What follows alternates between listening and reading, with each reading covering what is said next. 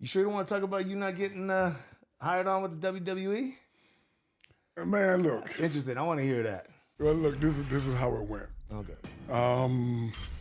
Thought that I could further progress my career as an actor by, let's say, getting into something like the WWE.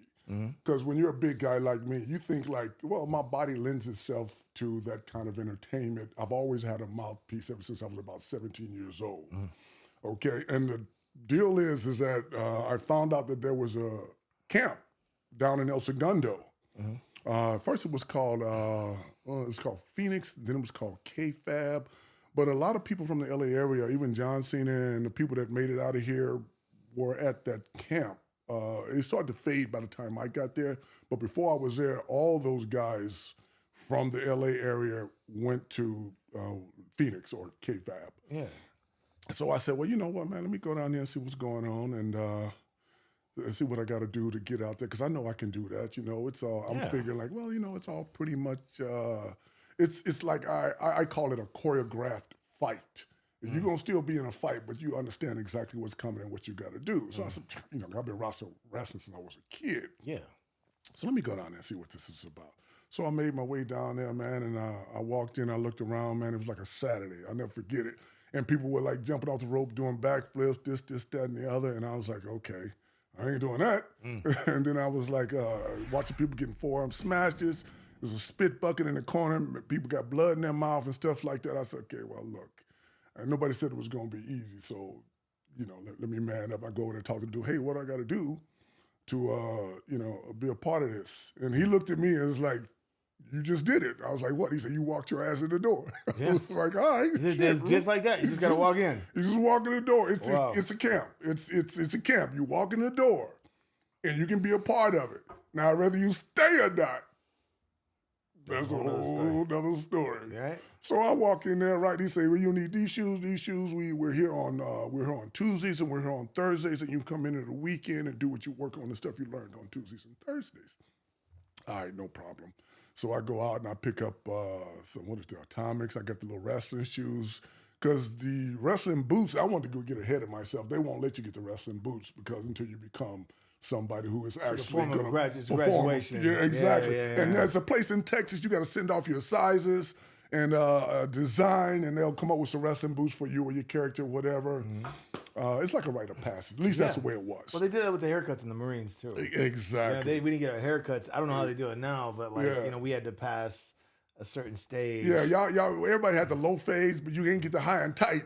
Actually, we didn't know we had to be bald. Y'all had to be bald. Marines had to be bald. We had to earn our haircut. Oh. We had to earn our haircut. We had to earn, like, you know, I forget the name of the things, like go tights or whatever they're called. Yeah. You know, put a go fast on your shoes or whatever. Then they had the little bands to where, like, that was part of it too. Like we would have to like unroll our pants or camels. Wow. I think they called them camels, or I don't know if they call them BDUs now. I don't know what they're called now, but everything changes. Yeah. But we couldn't put these up past their boots. We couldn't look like Marines. We had to look like the worst possible, and like the haircuts were just so crappy. Oh yeah. You know, they just missed like. Yeah.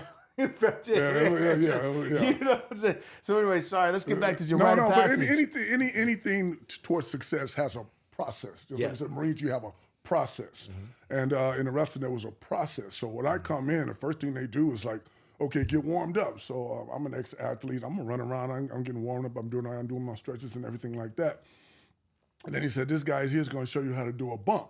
And there was a little guy that came over, man, I don't know, he's 5'3" or something like that. I'm like, all right, what do we do? And he said, they put a mat down, and what you do is you're going to prone out, and when you land, you bang. You put your arms out to displace your weight and the energy, so it'll be a lot easier. That's how you can fall back, bam, just like that. I'm like, all right, cool. And I said, okay, so that's why they put their hands out. That's that's why I didn't know when you pick somebody up and you throw them, or when they're gonna fall back, they put their hands out, bam, displace the energy. So I'm like, all right, cool, that ain't nothing. He said, we're gonna do about 60 of them. I'm like, 60 of them. 60 of them. I was like, okay, all right. I did every 60. Whoa. First 10 was wrong as hell. Then you start picking up how it's supposed to be done. Then somewhere about, let's say, 22, 23, you get into it. Like, bam, this is good. Okay, bam, I got it. I'm an athlete, man. You ain't showing me nothing. Right. I did 60 of them jokers, man. And I got up and I'm like, I'm good. I'm good. What are we gonna do next? He said, all right, we're going we did some rope work. 1, 2, 3, 1, 2, 3, rope to rope, you're running back and forth like that. Oh man, come on, man. I'm made for this. I'm good with this. So I'm like, all right, and say, okay, well, see you again on Thursday. We're gonna do more of the same. Every time you come in, we're gonna add a little something. I'm all right, I'm good. So I go home, man. I tell my girl, yeah, I went to the WEW camp and it was cool. Like I'm feeling good about this. I'm feeling good. Yeah. Yeah, all right, I'm good. I think I got this. Yeah. So the next morning I get up. Everything was swollen, black and blue. What? And I could, man, leg day with Tom Platz can compare to the pain I was in. No way. Bruh, the rope marks on my back, which I couldn't see because I didn't know they were taking place as I'm doing it. Right. And I'm thinking I got lats or something, and I'm banging up against these ropes and throwing them back out, 1, 2, 3 on the other side, turning other side. Man, my whole back was so tight and swole up. I'm like bruises, like somebody had been beating on me. Well, that rope is pretty damn hard. Well, so the mat's not exactly. Yeah, the mats soft are not as it exactly soft either. So from the 60 bumps and the rope runs and all that kind of stuff, man, I was really contemplating like, okay, there's got to be another way. I'm like, what the hell? Maybe I'm doing something wrong. Maybe I'm doing something wrong. Or just maybe it's like the beginners, they get all this. So Thursday come, I roll back up in that bad boy. I'm like, okay, all right, here we go. And then they was like, all right, we're going to do more of the same, but now we're going to add, your tie-ups, this, that, that. So, okay, I'm like, boom. Pretty soon, I'm getting into it. The pain is subsiding, stuff like that. We're talking a couple months down the road and everything. I'm learning, like, all the stuff I'm supposed to be doing, and I'm getting it. And, like, the mouthpiece is not a problem, but they don't even let you talk until you understand wrestling and understand how to tell the story within wrestling. All the moves and who's on top, who's on bottom, who's running around, who's being chased is all a story, and it goes to a bigger storyline. So I'm learning all this stuff, and I'm getting on it. And then one day I'm in the middle of the ring, and that ring's got a big spring in the bottom. I don't know what I think they still do this. It's got a massive spring in the bottom of that ring. So when you're jumping, it goes, it'll propel you up, but you got to hit it the right way. Because if it's coming up because somebody else jumped and you come down and y'all both meet, man, my knee just went bow. And I was like, oh, hell. I limped right out the ring. No so I'm like, okay, it was still functional. It wasn't nothing torn or anything like that. I had just sprained the hell out of it. Sprained the hell out of it. So I'm over there and I'm like in pain. I'm like, okay. And everybody's feeling around and like, okay. Went to my doctor. He said, now you got no structural damage, but your patella is reading red, meaning it's like strained. Yeah. And I'm like, okay. He said, well, just wrap it, stay off of it for a while. Hard hit as an athlete. I'm going to go back and I'll wrap this bad boy up. So I got another one, so I'm good to go. Overcompensating. Same thing started happening to this one, just too much stress on this one. So now both my knees are in pain. What do you do next? Well, I ain't going to quit, so... What's up, everybody? I'm Big Daddy Swolls. Hopefully you're enjoying your entertainment on BDS TV. If you are, please make sure to give me a like, comment, and subscribe so you guys can be the first to be notified about new content that's released. Also, be sure to check out my website, my music page, my social media platforms, and our merchandise store, all listed on the links below. Let me pop a couple Advil or whatever. Oh my gosh. And then next thing you know, I'm popping 3 Advil. Next thing you know, I'm popping tons of Advil. So when I get going, so I can keep going. And when I get home at night, I gotta pop some more so I can go to sleep. So how long is this camp? The camp is as long as it takes for them to say, okay, you all right. Now you can go down to Florida Championship and work around with the real boys from Florida Championship. They can send you up north, I believe, to Connecticut to have a meeting. And they can look at your film and say, okay, we can fit him here, or there, or you're gonna be just like what they call a worker. Yeah. I wasn't trying to be a worker. Those are the ones that just come and throw around, right? Come in, they throw you around, you pay for your own plane ticket, no names, yeah. all that kind of stuff. You can work your way up from being a worker into a spotlight or something like that, or you can come in and when you come in if you're favored or not. You know that.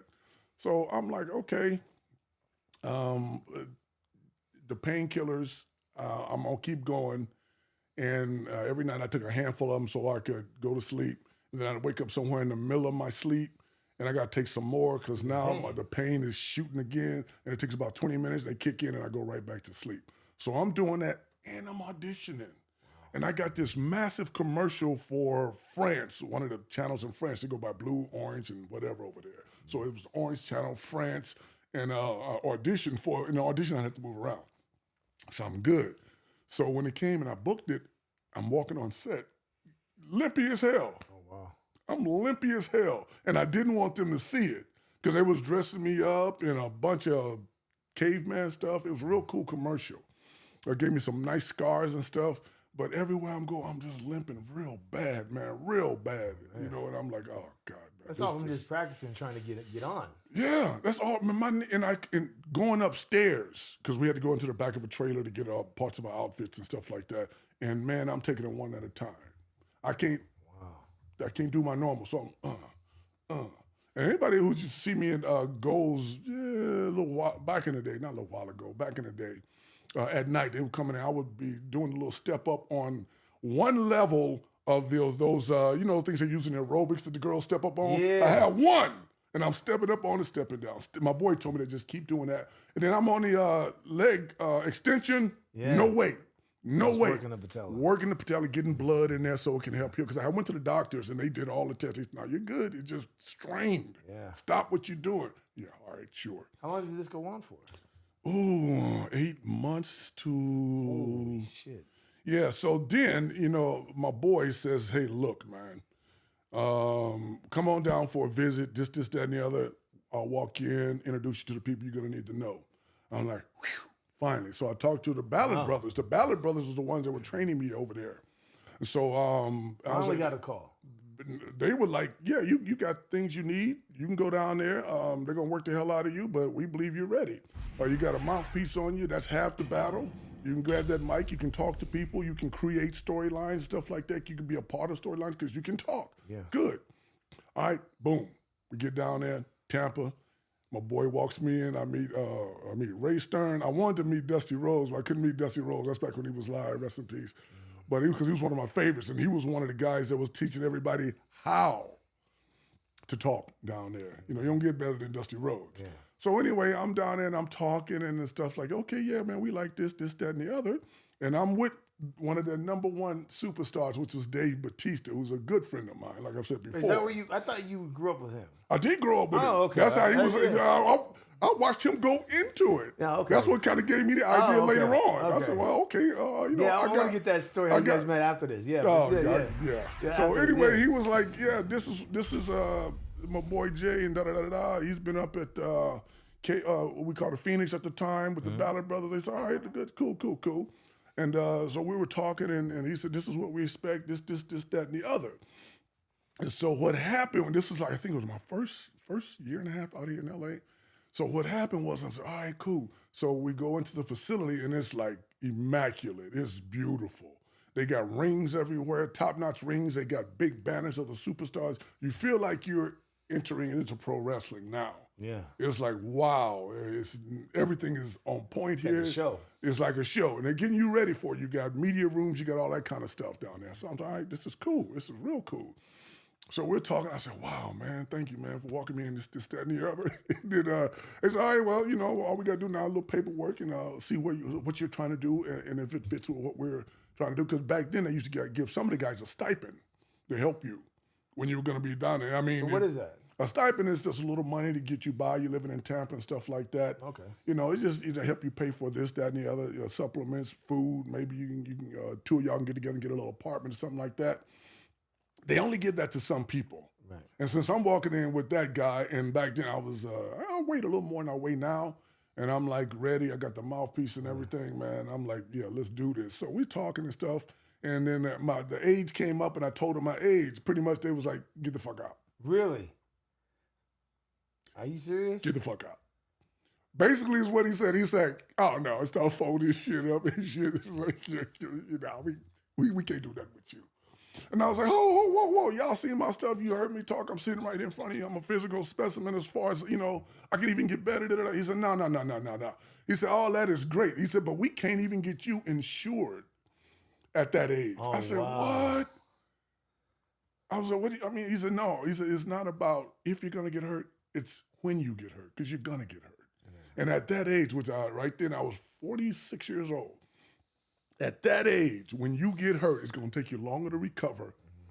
And we can't get you back out there as fast as we need to, based on all the money we're going to put into developing you. Right. So no, That's we're not even going. That's why these older wrestlers make small appearances here and there, but they're not out there. If you've been insured with the WWE Yeah.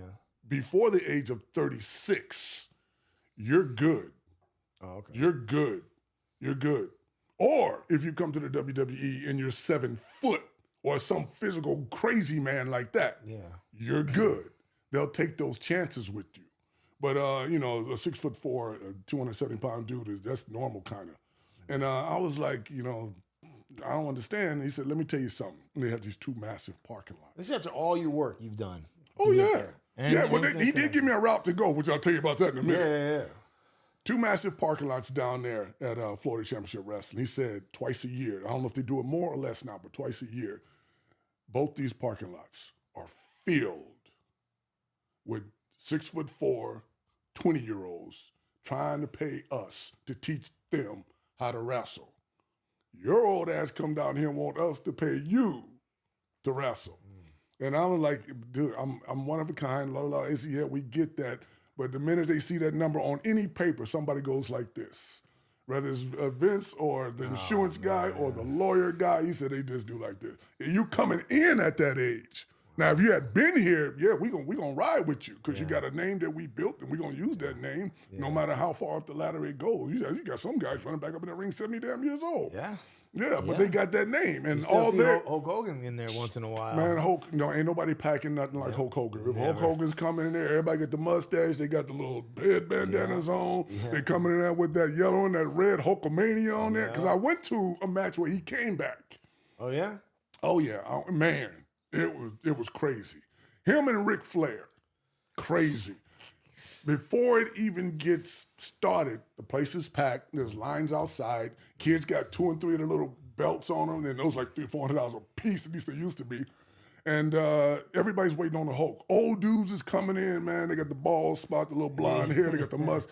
Everybody's waiting on the Hulk. He come out. I am a true American. Yeah. Did he do that leg drop?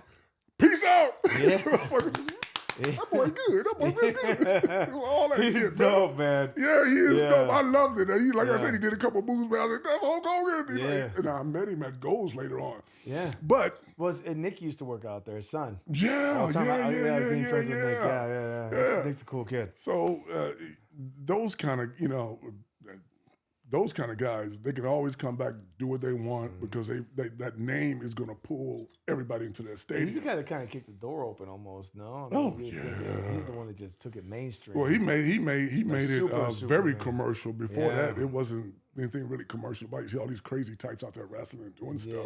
You tune in to see Macho Man, Warrior. And, those types help too. Because that's when those types came with those bodies that were more of a sculpted body than just a big old brawn. Yeah. That was like the height of steroid use and all that crazy stuff. But I was just like, I got into it. I was like, oh, man. Because you used to only see that on cartoons. First time I saw you see it in real life. Oh, man. Dude, he hit that ring. I was like, he was a big boy too. I was like, come running through this audience and stuff, man. The stream was fire. Him to run through and just stay that lit all the way through. Oh my gosh. Yeah, man, it was great. Yeah, that was amazing. So once they told me, they said, no, we can't do nothing with you. I was like, oh man, this sucks, man. This sucks. So I was a little depressed at the time. I was like, man, I done put in a lot of work. more than depressed. Like I said, there's a process to everything, man. And, if you can go through the process when you get there, you figure out it don't work. I'm not a victim. I said, okay, well, say it louder, man. I'm not a victim. I'm just like, okay, well, that didn't work. Right. So now I can start the healing. I can heal my knees. I can get off these damn painkillers. And then when I got back, it's a blessing, though. It is. It was a blessing. Because I just to intervene real quick. I've seen Razor and Moan come in. I think it was at the Juggalos concert down there, and this was like when Hammer was performing out there, and he came in. And, almost was like, he said something to me. He's like, man, it's good to see anabolics are still in play, you know. Like, and I was like, he said that to me. So, but I mean, he was really cool, man. Just an amazing spirit. And I looked at his elbows, and like they put bands over these. His elbows are swollen out to here. Yeah. But I never even knew that. And his knees, and it's like they cover those things up. I had no idea what the inflammation and everything that gets built up. And then I was like, holy shit. Yeah. Because you don't really recognize them. Because they don't let you see it. Yeah, they don't let you, but they get dressed up. They get they wrap it up. Yeah. If you've ever been backstage, and I've been backstage at like SummerSlam, and it's one more, because I always got tickets because my boy was doing his thing. Even after he was doing his thing, we were able to get tickets. And backstage, man, is when you really see the ice packs, the doctors and nurses, the massages before you go out. Jeez. Once that music starts, they walk out there, man, like it ain't no pain, nothing. But the minute they get back behind that curtain, somebody grab one of them and just like, oh, man, you get beat up bad. Yeah. You get beat up bad, so you really got to take care of your body, which is almost impossible because you're on the road, the food's not great, you don't have the best facilities to work out in all the time. And once you get to the next destination, because most of them do drive, and you're tired. Wait, so a lot of these wrestlers drive themselves? Well, sometimes the destination is just 2, 3, 4 hours away. So just get in a rental and have one of the rookies just drive up. And they do a lot of that, you know. I remember, what's his name? Big Show, Paul White had a bus because he's a giant. Yeah. He had a bus to take him wherever. So a lot of that happens, you know. But it's hard to maintain a physique.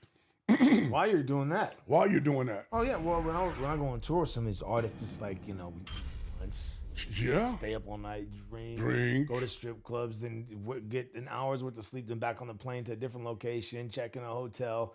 Late, we've been up, you can't sleep for shit on a plane, repeat the same process over and over and over and over again. You know, that's on tour. And it's like that, but you don't have to do it like that, but you know, these guys want to have fun wherever they go. They do. And you know, it was hard for me to keep like up per se in certain aspects of it because like, you know, I didn't want to drink that heavy. I didn't want to go, you know, party that hard.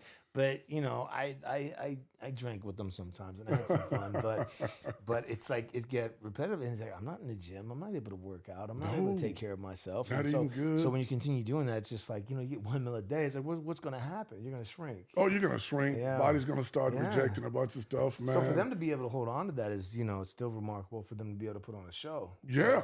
Now that I think they've taken the anabolics out of it, which I think it kind of waters it down a little bit. I mean, I kind of liked it in there because I thought it was kind of healthy. I would have thought it would be kind of healthy. Well, it helps with their recovery from pain and everything else. All that stuff. But the stigma on it that the public puts on it, they had to adhere to. Like, hey, okay, well, the public is hating this, and we don't want to ruin. Because they think it's public. Heroin or something. Oh man, they think it's like drugs or recreational. Most of the public have no idea. Only what they've heard from people that are the naysayers. There's a needle. Stuff like that. There's a needle involved. Yeah. But most people that don't understand. The minute you really get sick and you land in the hospital, the first thing they're gonna give you is a shot of steroids. Yeah, they're gonna give you that stuff. I had an eye problem a long time ago, and the doctor was like, all right, we're going to give you this. And I said, wait a minute, I know that name. He said, yeah, it's a steroid. Yeah. And boom, shot me real quick with it like it wasn't nothing to it. Right. And I was like, okay, is this supposed to be so bad? He said, no, this is going to help you. Yeah. When my knees went bad, the doctor said, get some growth hormone. Yeah. It'll help you out. All that stuff. I'm like, what? So if every time I go to a doctor, they're telling me, look, this is what you need to do in order to get healthy faster. Right. I don't understand why it wouldn't apply to a guy who beats his body up all the time and needs to get healthy. Like within you needs to just get rid of the soreness, get everything working, get everything moving. Yeah. And I always tell people it's not the use of steroids. Now there are some people that are going to abuse it, and those are the ones they always go to and talk to. Is the ones that are abusing shit out there. That's with they anything. Don't never compete. Yeah, that's with anything. Yeah, that's with anything. Yeah. That's with anything. Yeah. So the minute they told me, get out of here, you're too old. Like I said, I was like, okay, what am I gonna do? What's my next move? I was already into acting. I already booked a couple commercials. I was doing pretty well. Boom, I get back to LA. My agent said, hey, Grey's Anatomy wants you to audition for this part. And I'm like, oh, shit, okay. Boom, what is it? He said, they want you to play a biker role, this, that, and the other. I said, oh, okay. So I threw some biker gear, went up, I think it was Van Nuys, we auditioned. And all my auditions, I'm always on point. I try to be off book, and I just try to give them exactly what they want. And I ask questions when I go in to make sure that I was thinking the same thing they were thinking. And so the lady gave me a little more tips. Now, we want to go this way more, this way more. All right, not a problem. Boom. So I nailed it. And with any audition, once you're done, leave it alone. Get out of here. Leave it alone. Because it'll plague you the rest of the week. Because if it happens, it happens, right? If it happens, it happens. If it don't happen, where's the next one? So boom, I got Grey's Anatomy. And Grey's Anatomy gave me a nice little chunk. And I was like, whoa, okay. And I started, wrestling got further behind me. And then I got, I think I got McDonald's, and I got Snickers. Then I ended up doing Priceline. Those are all international commercials. Yes. Like people understand you're talking about a big brand name. Anytime you get a commercial, like you're talking about international, national spotlights. You're talking about big money, folks. You're talking about good royalties, especially if they play it a lot. They played it. Well, here's the deal. Priceline got played a lot because, what's his name in it? Used to be Captain Kurt. God, I can't think of his name. Wait, who are you talking about? The guy that played Captain Kirk, what's his name? I can't think. He played TJ Hooker. Why can't I think of this guy's name? He's an icon. Anyway, he did all the Priceline commercials. Pricelines, yeah. He did the Priceline commercial. Him and the Just say Captain Kirk. Yeah, we'll just go Captain Kirk. Him and the guy from him and the girl from Big Bang Theory were both doing it, and I was in that commercial with them. So that ran quite a while. Wow. And I love that. Also did a McDonald's commercial with an international basketball player from overseas. I don't know who he was, but he was like 6'10". So McDonald's is huge. Boom. I got that. That was huge. Then I got Snickers. Wow. Guess who was in Snickers with me? Johnny Manziel. Oh, really? Johnny Manziel. And Snickers was every week. Was that one of those angry ones? Yeah. I think I saw you on that. Yeah, man. Yeah. It was before the gray and everything came in. It was like, you need a Snickers. You need a Snickers. Why? Because you're Johnny Football. Oh, okay. And so, it was a great commercial. It was running. And Snickers was special. Yeah. Every time you look out to the mailbox like, this check is choking me. Right. This check is choking me. Come get it. You go out there, open it up. Jeez. Damn. Yeah, baby. Snickers. And then the problem with national commercials, is they go the way of the lead. And Johnny got into trouble. Oh, wow. That's when he was in the club. So they got to separate fighting themselves. some girl. Then he came to practice. Everybody presumably was drunk in practice. Oh, man. And then all of a sudden, snatch Snickers right off. God. Yep. One bad apple. Yep. That mailbox. Mad at you, Johnny. That mailbox was barren. Mad at you, Johnny. Yeah, I was boy. I mean, we wasn't friends on Instagram. Now I sent him a little. Hey, man. Damn it. Really, dude. Really. So that's how all that went by the wayside. And once Grey's Anatomy hit, Sons of Anarchy, and those, I kept getting really nice roles. So I started putting the wrestling thing further behind me. You said one of those guys put you in the right direction. Was that the acting, or because you were already acting, right? You said, I was already acting. What was the other thing? You said he gave you like a direction after he told you no on something. I wasn't back toward acting. What a lot of guys do, that if you can't get in with Florida Championship Wrestling, you can't get in with one of the big camps. What they'll tell you to do is, if you go out and you make a name for yourself, and it starts to get buzz within the wrestling community, because they got magazines, they got websites, they got everybody who follows, who's hot, who's new, who we'd like to see. You can then come back and we'll take a look at the progress you've made on your own. So in other words, you're gonna be wrestling at Venice Beach for a couple $, when they put those little rings up, stuff like that. Yeah. You're gonna be in some little rec center where they throw up a ring and it's $10 a ticket or something like that. Yeah. You got to get your own self insured, which ain't gonna happen because no insurance. Or you gonna jump and throw your body on the floor for what? Yeah. No reason. Yeah, we're not gonna insure you. Yeah. Yeah, you're gonna let somebody hit you in the head with a chair for no reason. Yeah, we're not gonna let nobody insure. We're not gonna insure you. So they said you can go that route, build up your name, and the guy goes, which I'm sure you could, but you got to do it before you get hurt. Because if you get out there and you get hurt, that's just it. See, if you get hurt and you're in the WWE, any hospital is your hospital. Yeah, right. Anywhere you go, they done made a call. You walking in, you just like anybody else, a big ass athlete, and they got you. But if you out there doing the indie thing by yourself, trying to make a name for you on your own, man, and the injuries are just as devastating out there. Jeez. So I'm like, why would they be? They'd probably be more prone to it because there's no safety because protocols, not as much money to watch your back. That's Max right. might be harder. And all those things, business. Just things that are coming off the top of my head as a business person. I was like, and then people are trying to go harder to prove themselves and stuff like that. So they go cut corners or make a mistake or so. Mm-hmm. So I was like, yeah, thanks for the advice, but no, I'm not doing that. It was a blessing. Oh, it was. It was definitely any door that closes, man, means there's just some more that's open for you down the road. Something's meant for you. Yeah, that's why I truly believe that. Yeah, that was the deal with that, man. I got the hell up out of there, man. I didn't even go back to my camp when I got back in L.A. Huh? Yeah, I was just like corresponding with them. Yeah, it was. I didn't go like I thought it was gonna go. They gave me some advice, but they can't accept me because of my age, and they were like, "Oh well, you know what? We can help you. You should keep rehearsing. You should keep practicing." I was like, "See you when I see you." Yeah, right. It's done, brother. Yeah. If they done told me that you ain't gonna make it up here, maybe they're getting money from you at that point or something. I don't know. Were you paying them? Yeah. Okay. Well, Of course. Come on in. $60 a session. Come on in here. We got you. Yeah, we got you. I was like, yeah, no. That ain't gonna happen. They ain't gonna get me like that. When money's involved, I didn't know. To this day, I think it's some of the same dudes that's still down there talking about any day now. Yeah. Well, I get it, man. It's about to happen. It's about to happen. Let's get this over, right? Going for 50 years. Yeah, no. Cut your losses sometimes. Cut your losses, bro. So when they told me, I was like, yeah, I'm out. I'm done.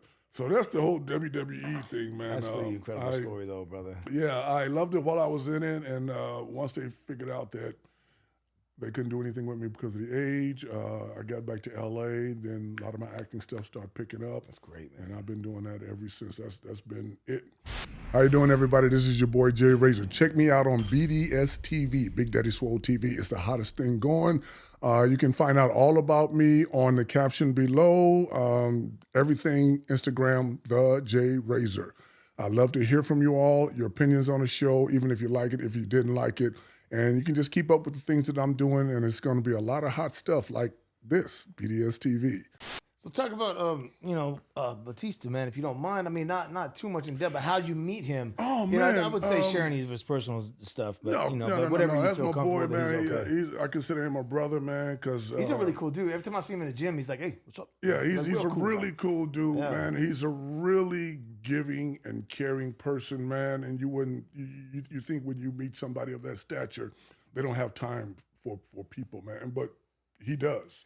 And not just me. To this day, I've seen him do remarkable stuff for people that nobody knows because there's no cameras around, no nothing. I'm talking about he is a generous dude.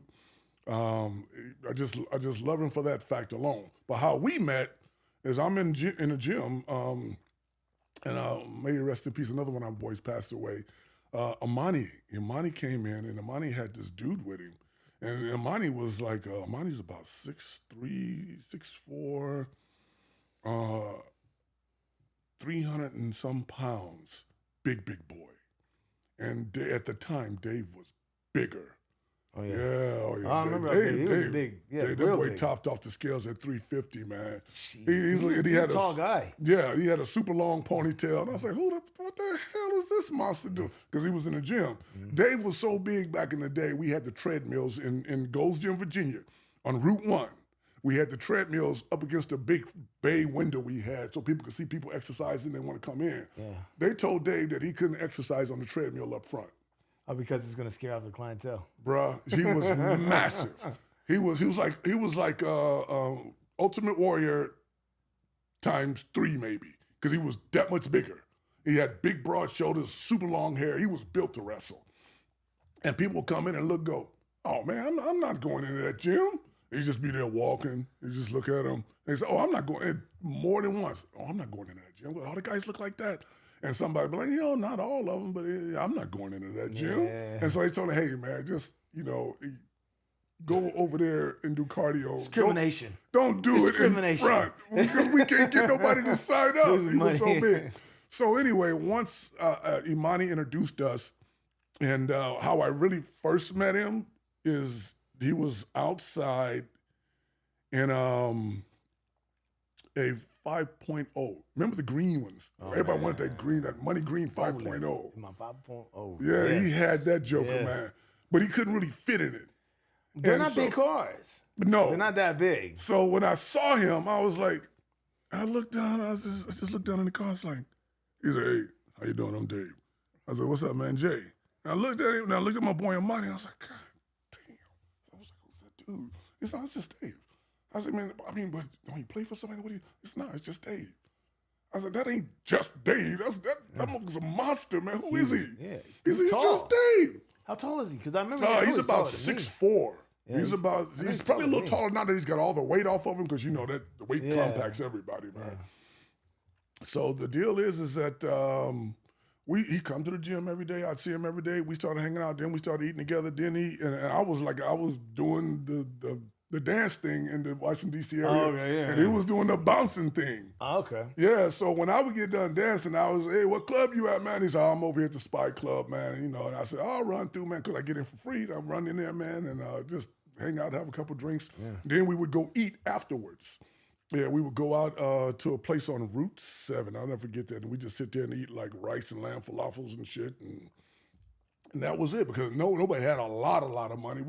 Everybody's doing okay, but everybody's looking for we were boys. The bouncer money. Yeah, he got bouncer money, got dancing money. We're going there. We're going to do what we're going to do. Got the grease money, Yeah, that's all. Lipstick, the money with the glitter on it. Yeah, put the glitter and lotion on this shit and everything. Give it to the waitress, and she looked at she was like, oh, I know where you been.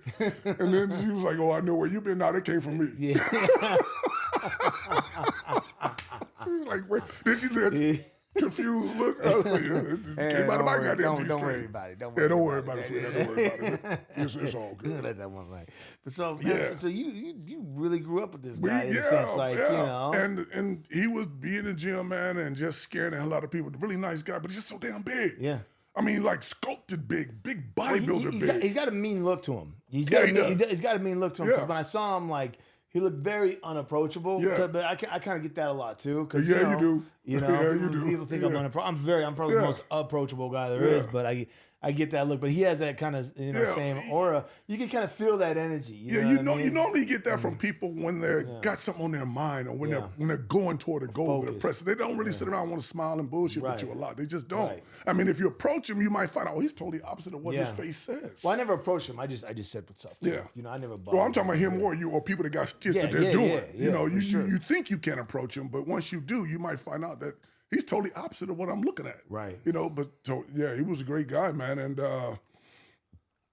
so we hung out all the time in DC, and then Big Papa Pump came into the gym. That's before he was before he was a wrestler. Steiner Brothers. And then he went into then he went into Big Papa Pump. He was Steiner Brothers. Yeah. Real wrestlers. Yeah. Yeah. So then he went into he came into the gym.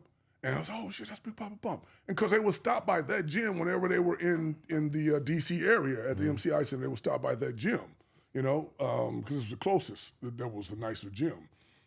And we kept saying, so we were talking one day, man, and one of my boys was like, man, you should wrestle. And he was like, man, I'm not doing that shit, man. Those guys are huge.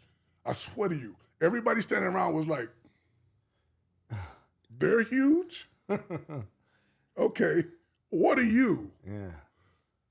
Finally, we knew somebody who could get him hooked up, got him down in a camp or two. Boom. So you helped him? Well, I didn't help him. Oh. Another guy helped him. Oh, okay. But we were one of the ones who was like, dude, this is you. Right. So he went in and he was gone. He was just gone. Yeah. He said, well, we don't know what's happening. Our boy's gone. So I'm in Virginia. I'm driving, D.C., Virginia, Maryland. Everybody knows they're just like right there. They're all close. So I'm in Virginia. I'm driving, man. And back then when I was flossing a little bit, I had the Corvette, the top off. I'm chilling, man. Yeah. And we rolling. And somebody looks over at me and says, don't you ever age? And I was like, I just looked over and I seen this truck and I said, oh, he's talking to me. And he said, hey. And I looked up I said, oh shit, what's up, bro? And it was him. Really? And yeah. So we pulled over, we shot the shit. She says, everything's going great, this, that, and the other. I said, oh man, it's good to see you, love, man. Blah, blah, blah. So we chopped it up on the side of the road for a minute. And then the next thing I know, that's when he was going through the process. And then the next thing I know, I'm sitting in the house one day, me and my room dog, man, and we were just like watching TV, right? And Leviathan, that was his name at the time, came on. And I looked and I said, that's Dave. It was Thursday night. I said, that's Dave. You remember the day. Yeah, because you look up, you see your boy. It's like, that's good. Wait a minute, that's Dave. I went through the house. Yo, Dave's on TV. Dave who? You see? And we all came out and we was like, holy shit. It's Dave. That's dope. It's dope to have that kind of reaction and love towards somebody, because that is not given out enough, man. Just to see this shows true excitement from one of your boys. It was my boy, great. And I know what he went through. I know how, especially since I've done it. And he went through all like of it, bro. He made it. Now he's on a big show, man. He's out there and they're doing it, man. I'm like, wow. So from that point on, man, I said, hey, dude, I saw you. He's like, oh, yeah, man. He said, oh, yeah, by the way, we're coming to D.C., man. You want some tickets? I was like, yeah, hell yeah. So he started giving me tickets and stuff like that. So every now and then, he like, well, here's 4 tickets or whatever. And I said, hey, man, there's a bunch of kids that I knew this lady she had a bunch of kids that like from like not preschool, but like a rec center kids and stuff like that. Kids that don't get to see much and nothing like that. And I said, can you give me 10 tickets? He said, hell yeah. And I said, you can't? He said, yeah, I'll give you 10 tickets. So he got me like 10 tickets, man. And I gave them all to her to give to the kids and stuff, right, man? So we come walking in, we had all these kids, and I'm thinking we're going to be like, man, he put us all in the front row. No way. He put us all in the front row. That's cool, bro. And it was the front row where, I don't know if you ever been, they got the fold-up seats, but they tie them together. Yeah. And the seats got his picture on the bottom and the back.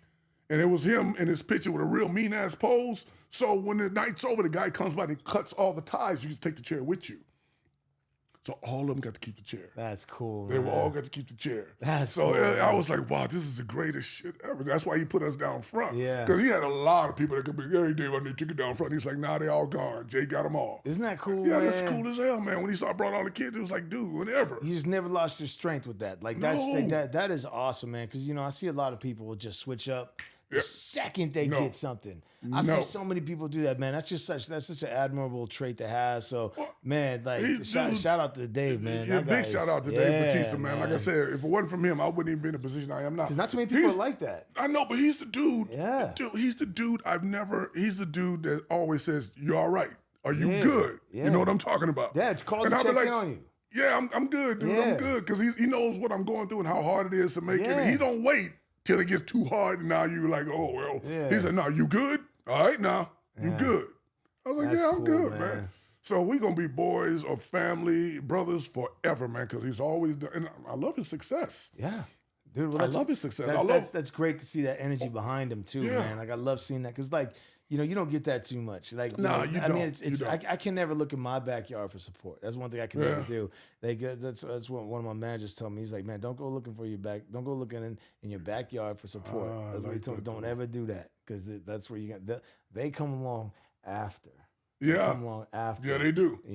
And that was something that I was told. But man, shout out to Dave, man, and shout out to you, man, for being so happy for him, because even that is an admirable trait. Right. I know it's special, because like I said, you can't go in your backyard for support. But hey, Man, I do. Look. I'm a guy. Look, the way I am is, if anybody around me has success, I gotta let them know how happy I am for them. Isn't that amazing, man? I gotta let it know. I love that, bro. When I see your stuff, man, most of y'all can't see it, but this is the shit. Yeah. Trust me when I tell you. Thank you. I'm happy because you're happy, and I want happy people around me. Yeah. And I want successful people around me. Yeah. Now, that doesn't always mean financially successful or you're out here beating the wall. If you're happy with what you're doing in yourself, I'm happy for you. I'm going to support you in any way I can. I'm always going to bring that to the table is my support. I may not be able to like throw a bunch of cash at you. If you need me to lift something, I'm going to lift as best I can. You need me to talk something, and now we know I'm going to do that. So I'm going to be there for all my people, especially as we get to this point in our lives where we start realizing the difference between bullshit and real shit. Yes. Okay? Because bullshit is lip service. A lot of people gonna give you lip service that never knew you. But real shit is that motherfucker that watched you, your CDs, every day you came to the gym, yo, check this out, Razor, check this out. We listen to them. I said, all right, I like that one, I like that one, but I like this one better. Let's do this. He said, oh, yeah, that's real, that's real. I said, well, man, you start off with this. No, I think I want to start with that. Okay, yeah, okay, it is summertime, so we start off with that one. But I think you should do this. So I watched you. Yeah, man. Okay? You supported me, bro. Yeah, like, I totally you're a did. day one dude, man. So like, I Yeah. was like, man, this guy's dope. That's all the way through. All the way through. Oh, you've been like that the entire time I've known you, man. That's why, you're a very special person in my life. Well, thank you, man. But the deal is that when people are doing something good, it can only inspire or help you. Right. Give them ideas. If you got some ideas, they may work, they may not work, but try to make that person go further. Try to make that person go further. Because one day you might look around and be like, Jay, check this out. I got something for you. And this might work to help you do what you're trying to do. I'm like, oh, okay, let's figure it out. And then that person that you didn't help get way up there, he's way up there, and he's, yo, Jay, come on up. Throw a line. Yeah. Throw a line, and you're like, yo, what's up? He's like, yo, this is so-and-so, Spielberg, this is James Cameron over here. They want to do this with me, but I can't do it until you got to be in it. And I'm like, okay. Yeah. You know, that's how I always tell people, we grow together in Hollywood. Yeah. You grow together in Hollywood as a unit. So your people that's doing stuff, support them, man. Yeah. Support them. Yeah, especially if they're close to you. Because I see a lot of people trying to like do the whole crabs in a bucket thing, like I said. And it's like, not only are you draining your own energy because you're hating, you're draining the person that you're trying, that you would want to make it the most. You know, but like I've noticed a huge difference is when you get behind somebody and they're moving forward at an exponential rate, you're absorbing part of their energy. Yes, you are. By being behind them and being excited for them and being able to move with them. There's not anybody in my life that I'm not extremely happy for when they become successful. But I do get a little bit cautious on the other side when I see them kind of start to turn their back on me a little bit. And that kind of does sting. But at the same time, I still am happy for them. Yeah. You know, I still am, but I sense them start losing themselves. And so then I start seeing, okay, there's going to be a backslide soon because you are starting to lose yourself, you know? So whether it be pretending to be someone else or, you know, going down that route, that rabbit hole, it's always a bad situation. So when people do achieve that success, it's best to just, you know, like shoot a beeline straight down the middle. Boom. Like I'm just going straight down towards it. I got my boys, my homegirls, whatever, in the back, you pushing you forward. They're absorbing the energy. You're absorbing it. You're being friendly to them. Yeah. You know, and I tell everyone, stick with your day ones. Stick with your day ones. There'll be some kind of cool people that come in your life, but, you know, they got to earn it, you know. But, yeah, man, that's like, you're just one of the guys that I see just absorbing all the positivity around you just by being able to radiate that light, you know. Well, that's the kind of world I want to live in. So it's when everybody's doing stuff and nobody's hating on anybody. But the problem with a lot of people that you, like you say, you see them start to turn, is they figure out that they can't be you when what they're trying to be is you. Nobody can be somebody else. Right. Man, trust me, this is you. This is what you do. Yeah. Because I got a buddy of mine. He was always talking about. He said, "No, Jay, man, you got some good stuff to say. We should do our own podcast." So I was thinking, yeah, man, we should probably do our own podcast. I don't know. And then when I come in here and I go, okay, I think the next time I saw him, I was like, yeah, get this shit off the table. This is my boy Swolls. I got some ideas because I know a successful person who's doing it. He's doing it. I'm trying, so the deal is, it's like, you know what? If I'm going to have to sit down with him and say, okay, this is what, how do we do this? How does that get going? This, that, and the other. And it'll be in my spirit on a whole different thing. But it'll be something that I got from my boy. Yeah. Because he's doing it, and I want him to go even further. I want him to be up there with like Joe Rogan and stuff. So I'll say, hey, man, I'm going to come by and do your podcast one day. You're like, yeah, come on by and do your podcast. Come on by and do your podcast, promote the new movie or whatever. Yeah, or whatever you do, you always welcome. Always welcome. That and the other. Yeah, you're but always the deal welcome. is that I'm going to push you as far up that damn ladder as I can push your ass. That's so that whenever I do call, man, I'll be calling, hey, Swole. Yeah, right. Because you way the hell up there. Oh, but most people they see you going and they feel like they're being left behind. They feel like that, oh, well, you know what, well, it ain't all that or this, that, and the other. because sooner or later they realize they can't be swole. Well, you know why you can't be swole? Because you're not swole. What are you? Right. And if you don't know yourself, then you'll never be successful, because you got to know who you are and what makes you drive and what makes you what is that your light. What's your light that you're trying to give out to the world? Right. A lot of people don't even know who they are yet because they haven't even done anything. No, they haven't. You've done your 9 to 5. You drank with your buddies. You barbecued on the weekends. You had a little fun. You bought a boat. You put some down payment. But what have you done? What have you done to really see what you're capable of? Yeah. So how do you even know you don't even know what you are yet? No. Because you haven't even put yourself out there. You work a 9 to 5, you're doing the basic. You know what you like to do for fun, your hobby, but what do you love to do? What do you love to do? What are you? What are you? Absolutely. You know? Absolutely. Are you a 9 to 5er? Are you someone who's going to want to go out and create stuff? Are you an athlete? Yeah. I mean, most athletes don't even know they're athletes. Right. You know? And that, like, I think we talked about that earlier. Mm-hmm. They made me be an athlete. Yeah. I never knew I was an actor. Right. And so like the little 5th grade thing, and then she made me do it at the assembly. Yeah. I didn't know that. And then all of a sudden, no, this is what you are. And once it hit me, I was like, okay, I can breathe now, because I know what I love this stuff. I know what I want to do. And whether I make a lot of money at it or not, I'll never stop, because this is what I love to do. Exactly. I'll get out there, I'll get in little North Hollywood theater jobs or big budget avatar jobs, whatever. I'm going to always be an actor. I'm going to go out there and put it out there, because I love to do it. That's my thing. That's my light. So, you know what? If anybody's following me, don't be me. Be you. Mm-hmm. Be you. You will end up going a lot farther than me, and I'll push you too once you find out who you are. Right. Because the person that you're trying to emulate, he's going way too fast because he's in his own lane. Yeah. And you can't catch him. Yeah, you're not going to find that. You're not going to catch him. Don't try to compete with someone who found themselves. Don't try. Hold on, man. Don't try to compete with somebody that's found themselves. Never. Because you are not going to win that one. Because once you found yourself, that's all gas right there. That's octane, boy. Yeah, you cannot compete with someone who knows who they are. No. That's like they are locked in. It's a wrap. It's done. No matter what you try to do, nothing's gonna happen. No. You know, once you found yourself, man, you're in warp speed mode. You can't catch up with that. So, you know. But a lot of people always say that, and oh, you look like a built Idris Elba. Nope, Idris is his own man.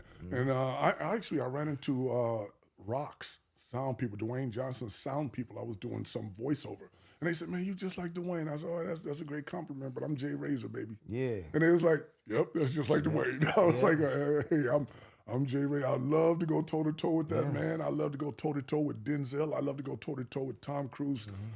Any of them, I would love to go toe to toe with them. You know what? Because I think I would create something that it's going to be memorable. Yeah. But I'm going to go toe to toe. It ain't going to be two Rocks there or two Idrises there. There's going to be an Idris and a Jaye Razor, or a Rock and a Jaye Razor. Right.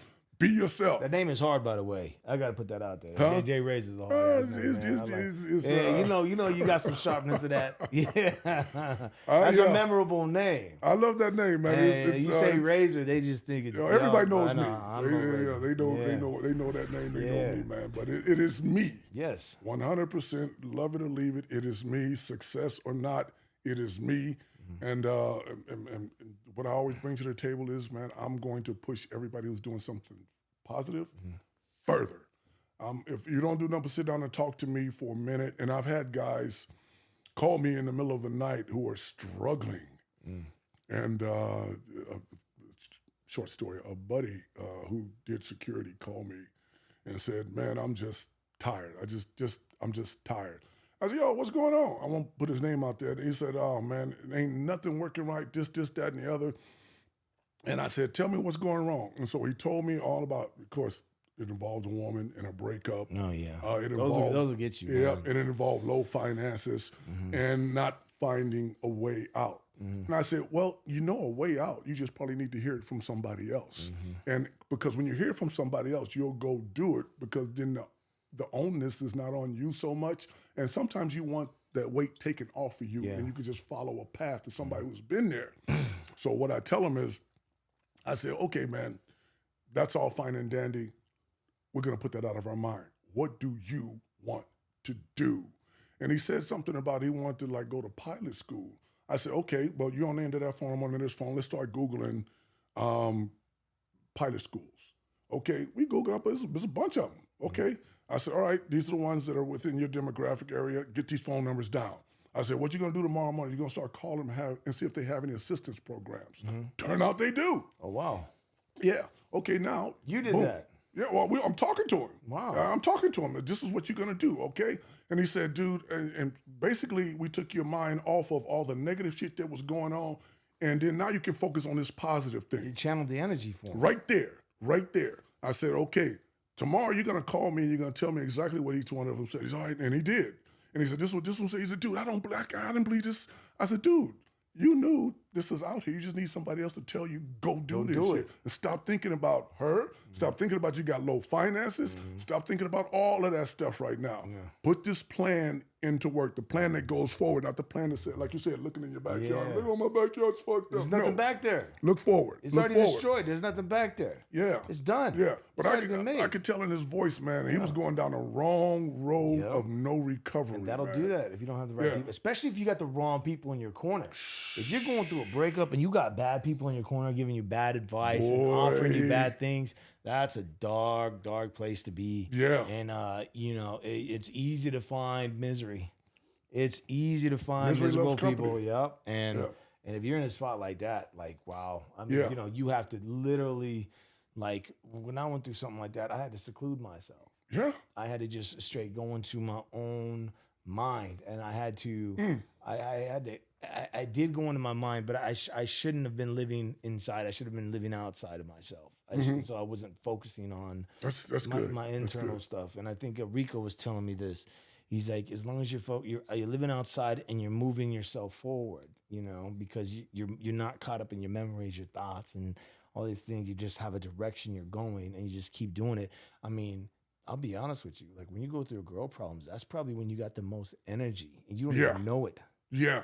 Because you had all that emotion, and now you have to channel that somewhere else. Yeah. Because that's emotion. That's energy. All that love and everything that you had for that person. You got to find a new place to put it. It's either going to be converted into energy, and it's less painful when you start converting it into energy, or you're going to sit there and let it light that thing on fire and watch it burn inside of you. So that's real. Yeah, so that's real. Yeah. So you're gonna set yourself on fire, or you're gonna use that gas and you're gonna go somewhere. You're gonna go somewhere. You know what I mean? Yeah, you gotta go somewhere. You're gonna use that gas, or you're gonna burn it. So that's that's man. one of the things. So that's crazy how you and Bautista, man. That's awesome in the support we've system. Been boys for a long time, man. I love it, man. I'm his biggest supporter, man. Trust me, everything he does, and I always tell him all the time, man. I said, dude, you got an Oscar, and he said, I don't care about an Oscar. I'll tell you I this. said, you got an Oscar. He is a great actor. He's changed. No shade on Rock. No shade on Rock. Yeah. No shade on Rock. Yeah. No shade. But I will say this. I take Dave a lot more serious than The Rock, as far as like as an actor goes, because I've seen him kind of come into things. Yeah, you know what? I understand exactly what you're saying. There's no shade. No, there's no shade on Rock. None. But I can tell you a little bit about how this world goes. This acting thing. It's all based on the parts, and not normally the parts you choose. Right. Studios. Right. Can figure out where they made the most money off you, and just channel that. And this is what you're gonna do. So the deal is sometimes you don't get to act. Like a Rock, he may want to act, but they'll be like, hey, 400 million last time. This is what we're gonna do. But I don't see him crying in a movie. Huh? I can't picture The Rock crying. No, because he's never been given a platform to even do anything like that. Yo, I know that's what it is. For me, I just always like I kind of got him already branded as like this action guy. Oh yeah, he's an action. Why? That's it. Because the studio will be like, they're not gonna green light nothing where he's crying. I'm like, no, and it's not make too much money off the image we've created. Yeah, and this is what you're gonna do. And a comedy guy. Well, comedy is tough. Comedy is very tough. Probably the toughest. Yeah. But I will say this is like as far as like. I see Bautista basically being able, like knocking the woods or knocking the cabin. knocking the cabin door. Yeah, I was like, wow, bro. Like it's like okay. So let me just say, I see his reach further than Dave's. I see his reach further than Dave. I see Dave's reach further than The Rock's, is what I'm trying to say. Without any shade on The Rock, but that's just what I see. I'm not saying he couldn't do anything. Well, the deal is, when I see those kind of projects that he's chosen, which he can choose at this stage, and those are the kind of projects, and Denzel said it best. He said, what you say no to or what you say yes to is going to form your career. Okay? So in the beginning, if all you're doing is saying yes, yes, yes to big block budget movies, and once you get that big block budget brand on you, the Sony, Paramount, Universal, Warner Brothers is not going to let you do anything but that. Why? The last one you did brought $400 million opening day. That's what we're going to do again. Now, if you start off what Dave started off, or like your Denzel started off with these movies that really show some development and some character and some depth. Real depth. That's what you're going to do. And because you made this much on that one, you're going to make this much on that one. Now, you got... But Dave started off as an action guy, didn't he? Yeah. But I was so surprised to see him. They started off as an action guy, but what you say no to or what you say yes to is going to shape your career. Now, Tom Cruise started off pretty much, well, the thing he did, castles when he was with the gun. Anyway, he started off as action. Then he morphed into something else. And he could show that he could act. But that kind of came along, I think, when he started saying, yeah, I'm doing my own thing, so this is what we're going to do. When you start getting that kind of money, you do your own thing. Then you can say, let me show some people that I can act. But if you're still doing the studio stuff, or sometimes if you do start your own thing and you just want to be successful off the bat and don't want to take a chance, you still do what the studios do. Yeah, it's true. So they'll lead you in a couple different directions. Because there's been some times, man, I've been at table reads, and I've thrown out a line, and everybody's, ooh. And then they'd be like, no, that's not what we want. And I'm like, but that isn't enough. That's not what we want. I remember that story. That was a Sons of Anarchy story, yes, right? exactly. Yeah, I remember that story. And not only Sons of Anarchy, I've done it at a couple others, man, because when you're reading, I'm into it. I'm an actor. I'm into it. I said, this is what he's got to say. This is what really would happen. This is what really would happen. Yeah, I remember that. And I did it on, it's never made it anywhere. It's called Kings by Night. A bunch of college kids that was gambling and running like a little gambling joint at night. They were kings by night. So they had all this money and stuff like that. And I was one of the little gambling dudes, and they thought I was a big ex-football player, and I'm gambling and I'm losing. They was like, oh, how are we going to tell them that, we can't pay him or this, that, and the other, blah, blah, blah. So and during the table read, I went another way, and everybody cracked the fuck up. And they were like, Jay, please read it the way we said it. They won't let you act. Go down this road. This is where we want you to go. We got your big old body over here, and we want you to stay here with that guy. Yeah, locking in. That happens a lot. Even at their level, when you get up there, it's like, hey, look. Well, that's what Arnold always did. He just did just action. Then I saw him in that one movie recently on maybe Netflix with the daughter. It was like kind of like a drama thing. Yeah. I think it was some kind of drama thing. I couldn't watch it. Couldn't pull it off. I mean, maybe. I just like, for me, like, once you brand yourself that hard, that's the problem. Maybe I don't know. I don't know. Maybe that's what's with The Rock. Maybe he's so branded like too much right there to where it's once you get branded a certain way, man. But maybe he just needs a couple parts, maybe, and then maybe to get into it. I don't know. There's no shade on The Rock. I like The Rock. He's always really cool to me. I'm just saying, like, what I see him as is maybe what he's been branded as. Well, I love The Rock. Yeah. The deal is that you got, in order to really sometimes get into an acting role, that persona, that brand, you have to strip it. Yeah. And they don't want that, because Halle Berry didn't get shit until she even before Monsters Ball, when she played the crackhead in what the fuck? That wasn't Monsters Ball. Wait, Monsters Ball is with Monsters Ball. The child died, right? Yeah, and she got kicked out, and she was living with Billy Bob Thornton. Yeah, that was Monsters Ball. Yeah. But she played a crackhead with Pookie, your boy Chris Rock in New Jack City. Oh, really? Yeah. Oh, man, see, it's been a long time since I saw that movie. Yeah. I'm almost positive, if I'm not mistaken. We got the fact check on that one, but But once she stripped away the beauty, and then you just saw her as this crackhead, acting came alive. Right. Acting came alive. Because that's when you can tell. I mean, I don't know how many people can actually see that as acting, because like you almost have to be like a movie pioneer. Like you've had to watch enough movies to like really understand when someone can get into character and be able to like completely transform and make you believe they're totally something else, especially once they've already been known as in Hollywood or something. So if you can do that, that's incredible. I mean, look at Brendan Fraser. What he did. Did you see The Whale? Oh. I was like, okay, not only did I have every single negative emotion to that is possible, but that was the last guy I thought that could have drug that out of me. Yeah. I was like, wow, you know. So I mean, maybe like I do. Maybe I'm wrong with the Rock. Maybe. Well, the deal. Well, here's the deal: is when you're Brendan Fraser, you can those types. They're not, and Brendan Fraser's got a great career going, even more so now. Oh yeah, the deal is when you take a guy like The Rock or any action star, and what the studios have built up, making this brand so profitable, they don't want you to tear it down. Rock's, I'm going to play a crackhead. I'm going to be an abusive husband, and we're going to get an Oscar. Yeah, I don't think so. Yeah. We got some buildings for you to blow up.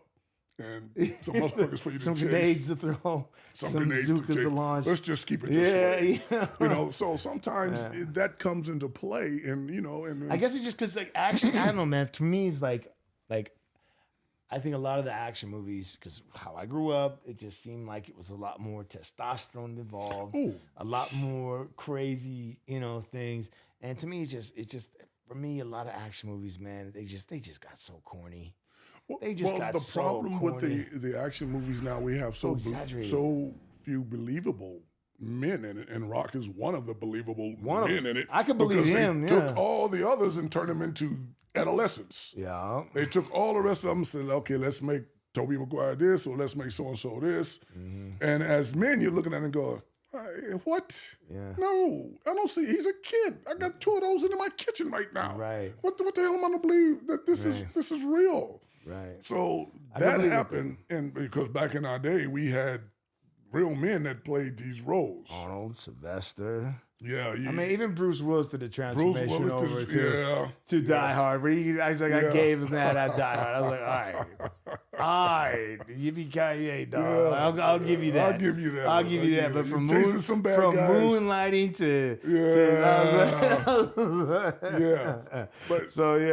But I mean, there was some, you know. Then you had Zeus, Debo, Tommy Lester. You had you had who else? You had there was Hulk Hogan was showing up. Van Damme. Van Damme was showing up. Killing the Gang. Dolph Wesley Lundgren. Snipes. Dolph Lundgren. We had all these men that were action stars. Yeah. And they ruled the box. Even Will Smith ruled the box office like what 3 summers in a row. Yeah. But Will Smith was an also all-around actor too. Yeah, he was. He is an all-around actor. Like that was a guy that could do it. He could do it all. He could do it all.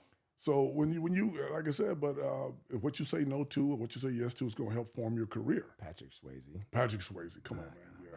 Yeah, my boy. Can't leave him out. I love Roadhouse. Can't leave him out. That was dope, man. Roadhouse was dope, dog. I love Roadhouse. Man. Hell yeah.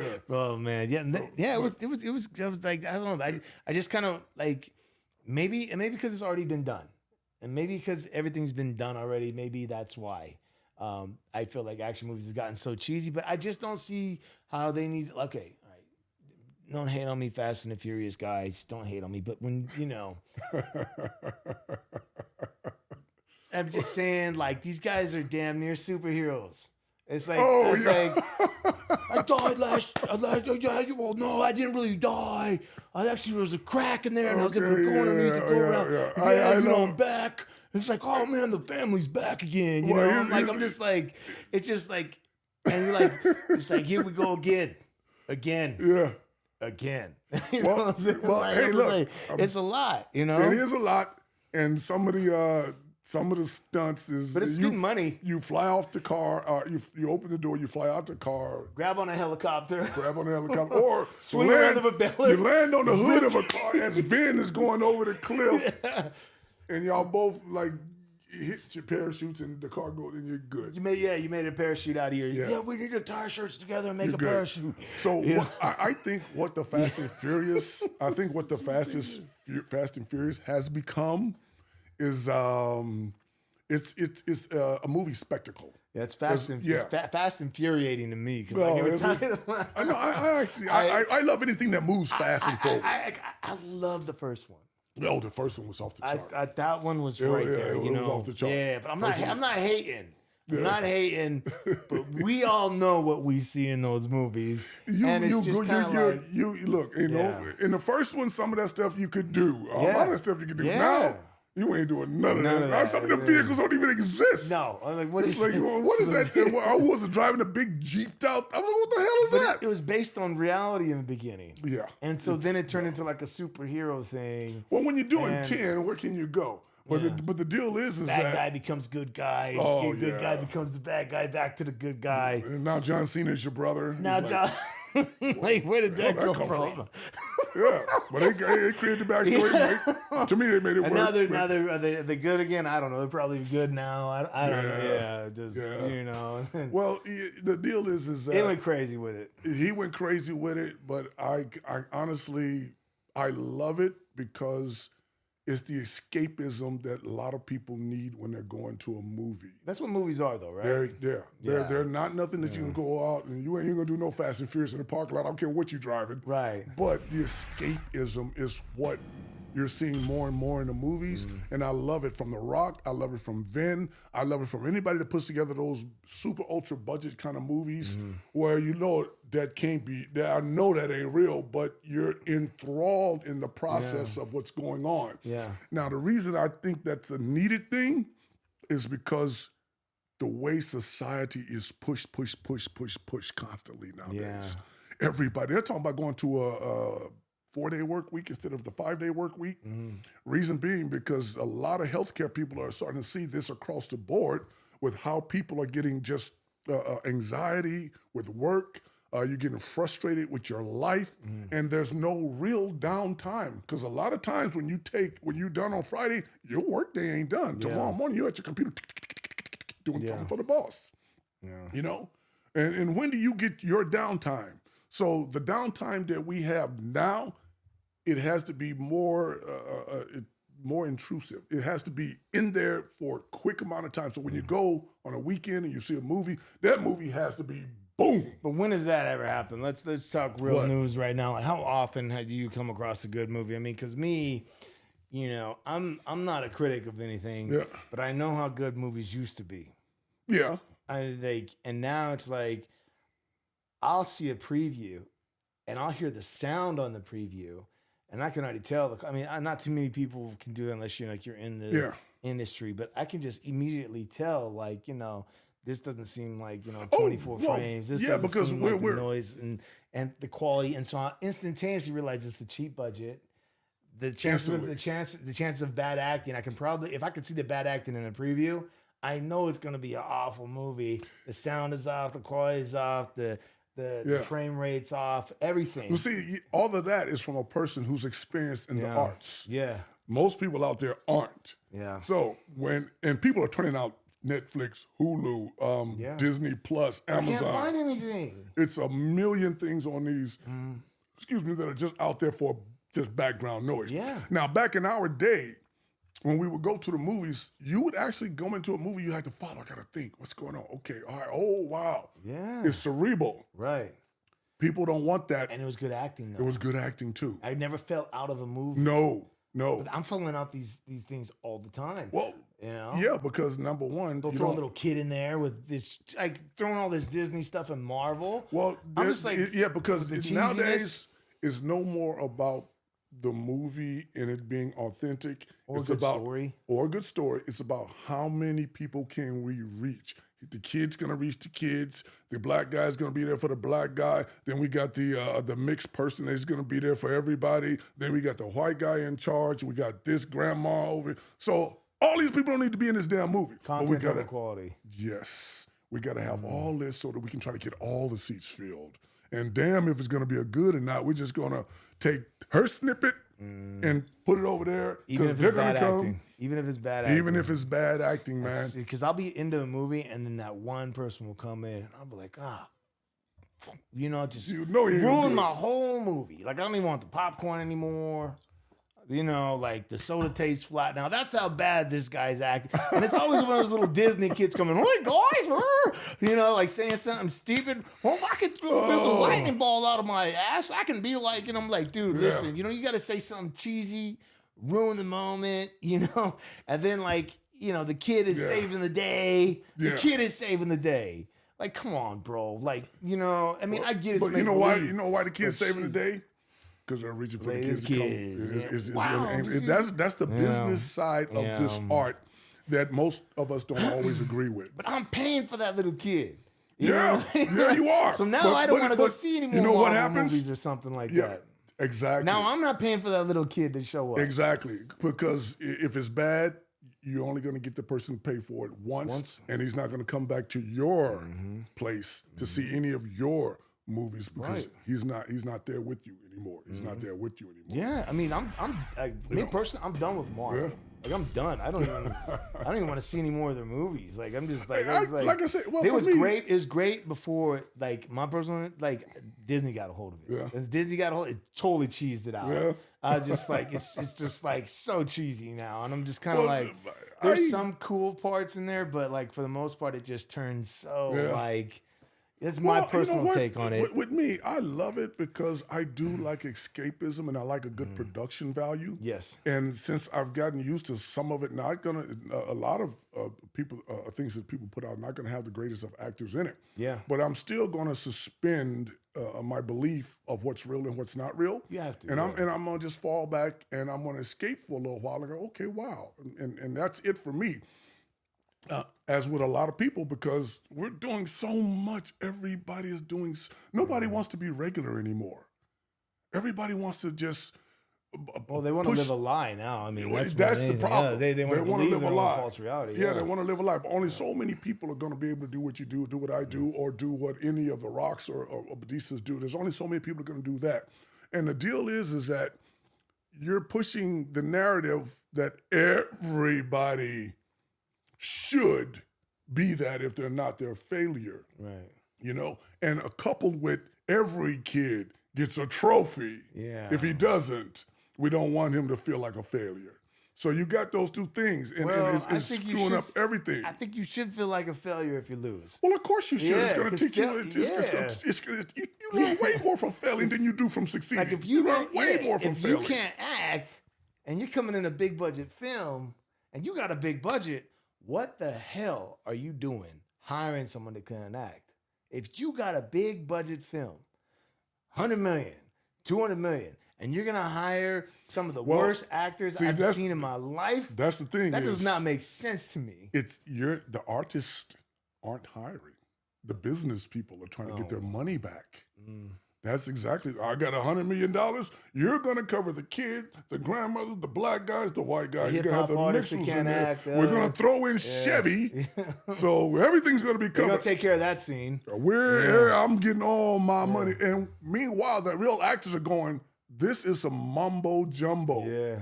But because they appreciate it. Like the thing is like they work hard for their craft. And so they work hard for their craft. So they feel like it's getting thrown away. But there always comes a fulcrum point where craft meets money. Money, yeah. And, somebody says, you're getting $20 million. Okay. Yeah. It just happens. Yeah.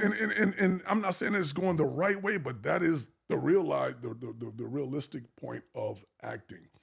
So people that is a way. Yeah, it is a way. And people I mean, go most out there people have no problem selling out. Most don't. Well, most do. No, they don't. And that goes back to what we were talking about earlier, is when everybody says you got to be successful. What do we call the number one success? Finance. So if somebody says, shut up, here's $20 million for a damn movie, you're not going to act. You're not going to have no tears and no nothing. You're going to fucking just sit there and blow some shit up. All right, I'm successful because I just got another 20 mil. Yeah. And the number two guy got maybe a 5-7 mil. Somebody else got 300,000 or 400,000, where they never got nothing, but they were having auditions all day long. But all of them are sitting there going, I don't know how this is gonna work. But them paychecks make you get up and go in there and go for it. That's just reality. That's reality. That is reality, folks. Reality, folks. That is reality. Business supersedes talent.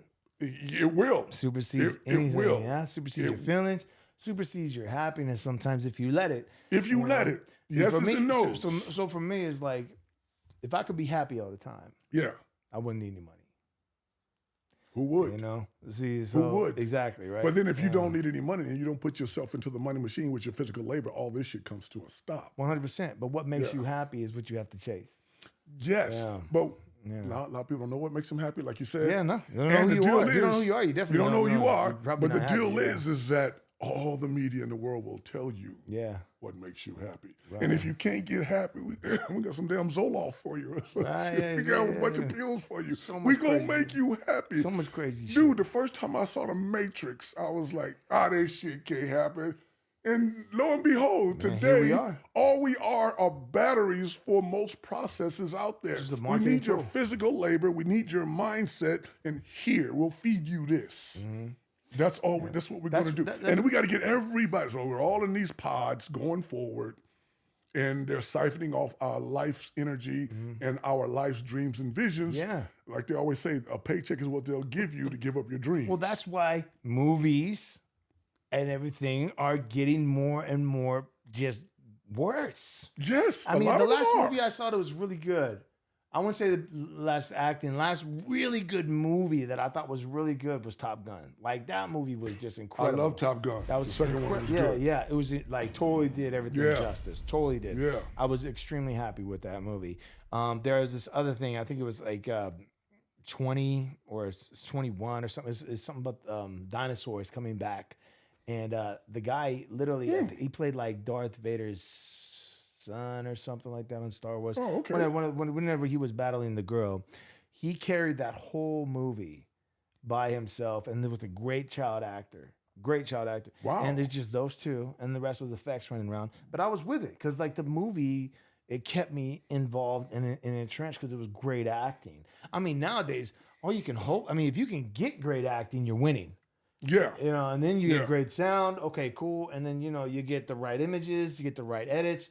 Cool. And then you get good acting, and then you get a good movie and a storyline. Oh my God, you're winning now, you know?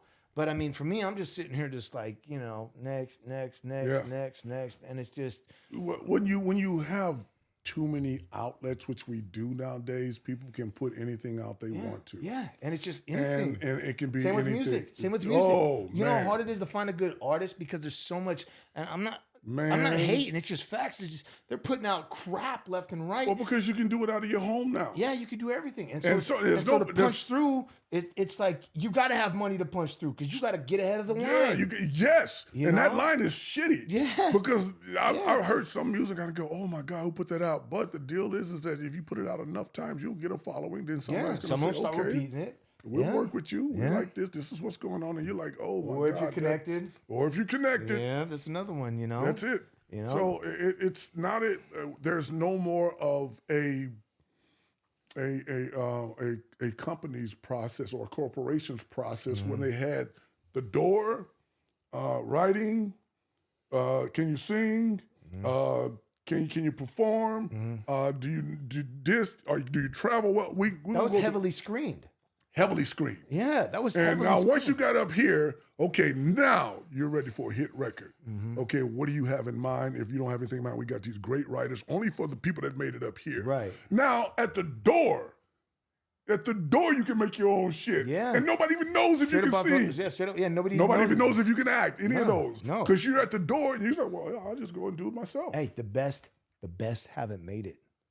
The best will make it. Yeah. Because the best stay true to the process a lot of the times. Yeah. And they will never, ever. I always say, the best actors in the world are walking up and down Hollywood Boulevard. Yeah. You don't even know who they are. You don't even know who they are. Like, the thing is, I think a hit record is basically defined as someone who's heard a song enough times to be used to it. That's basically what a hit record is. Because what they'll do is they'll play the record consistently over and over and over and over again to where next thing you know, as long as it's just okay, you'll be like, oh, yeah, I like that song. Or, oh, girls are dancing to, oh, I like it then. Oh, everyone is playing the song. Yeah. You know, it's basically just a repetitive, you know, like, you ever see that, like that by men and like, you know, and they just played it a lot.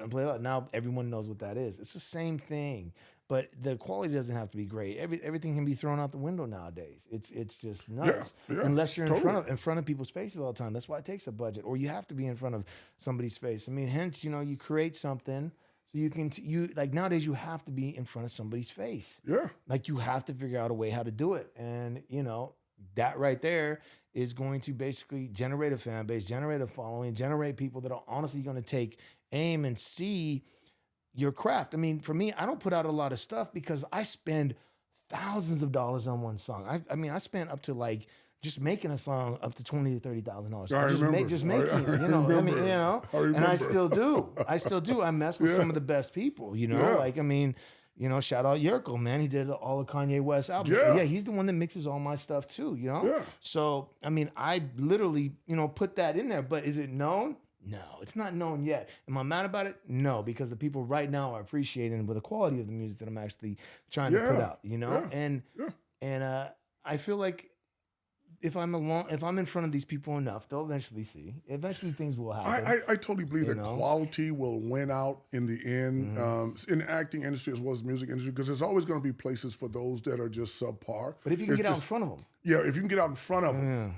If you can get out in front of them, like you said, if you are true and you're great at the craft and you find a way to get out in front of all that crap, then you're going to be a network, for lack of a better word. You'll be network instead of like, oh, just go to the cables and just they'll buy it for what, 25 G's and you'll be all right. But I mean, I know some people that can make amazing stuff that have been rapping their whole life and they're just not out there making the right connections. They're not out there trying to make money to push their music. They're not out there spending most of their time on the art. These are the best freestylers, the best things. You haven't even heard of these guys, you know, like you just see what you see because that's all you know. Once again, we'll even take it back to the hood. That's true. You only think you know what's the best because you've only been shown a very sliver amount of talent that's out there. You guys don't even know what's good unless you're told it's good. Idea. You don't know what good acting is. You don't know what good music is.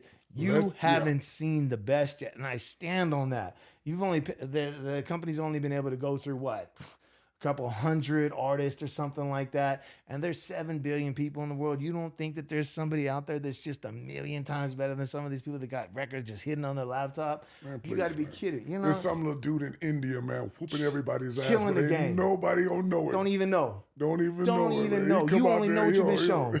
Exactly. That's just the fucking craziest shit ever. I'm just saying, it's like, my God, dude.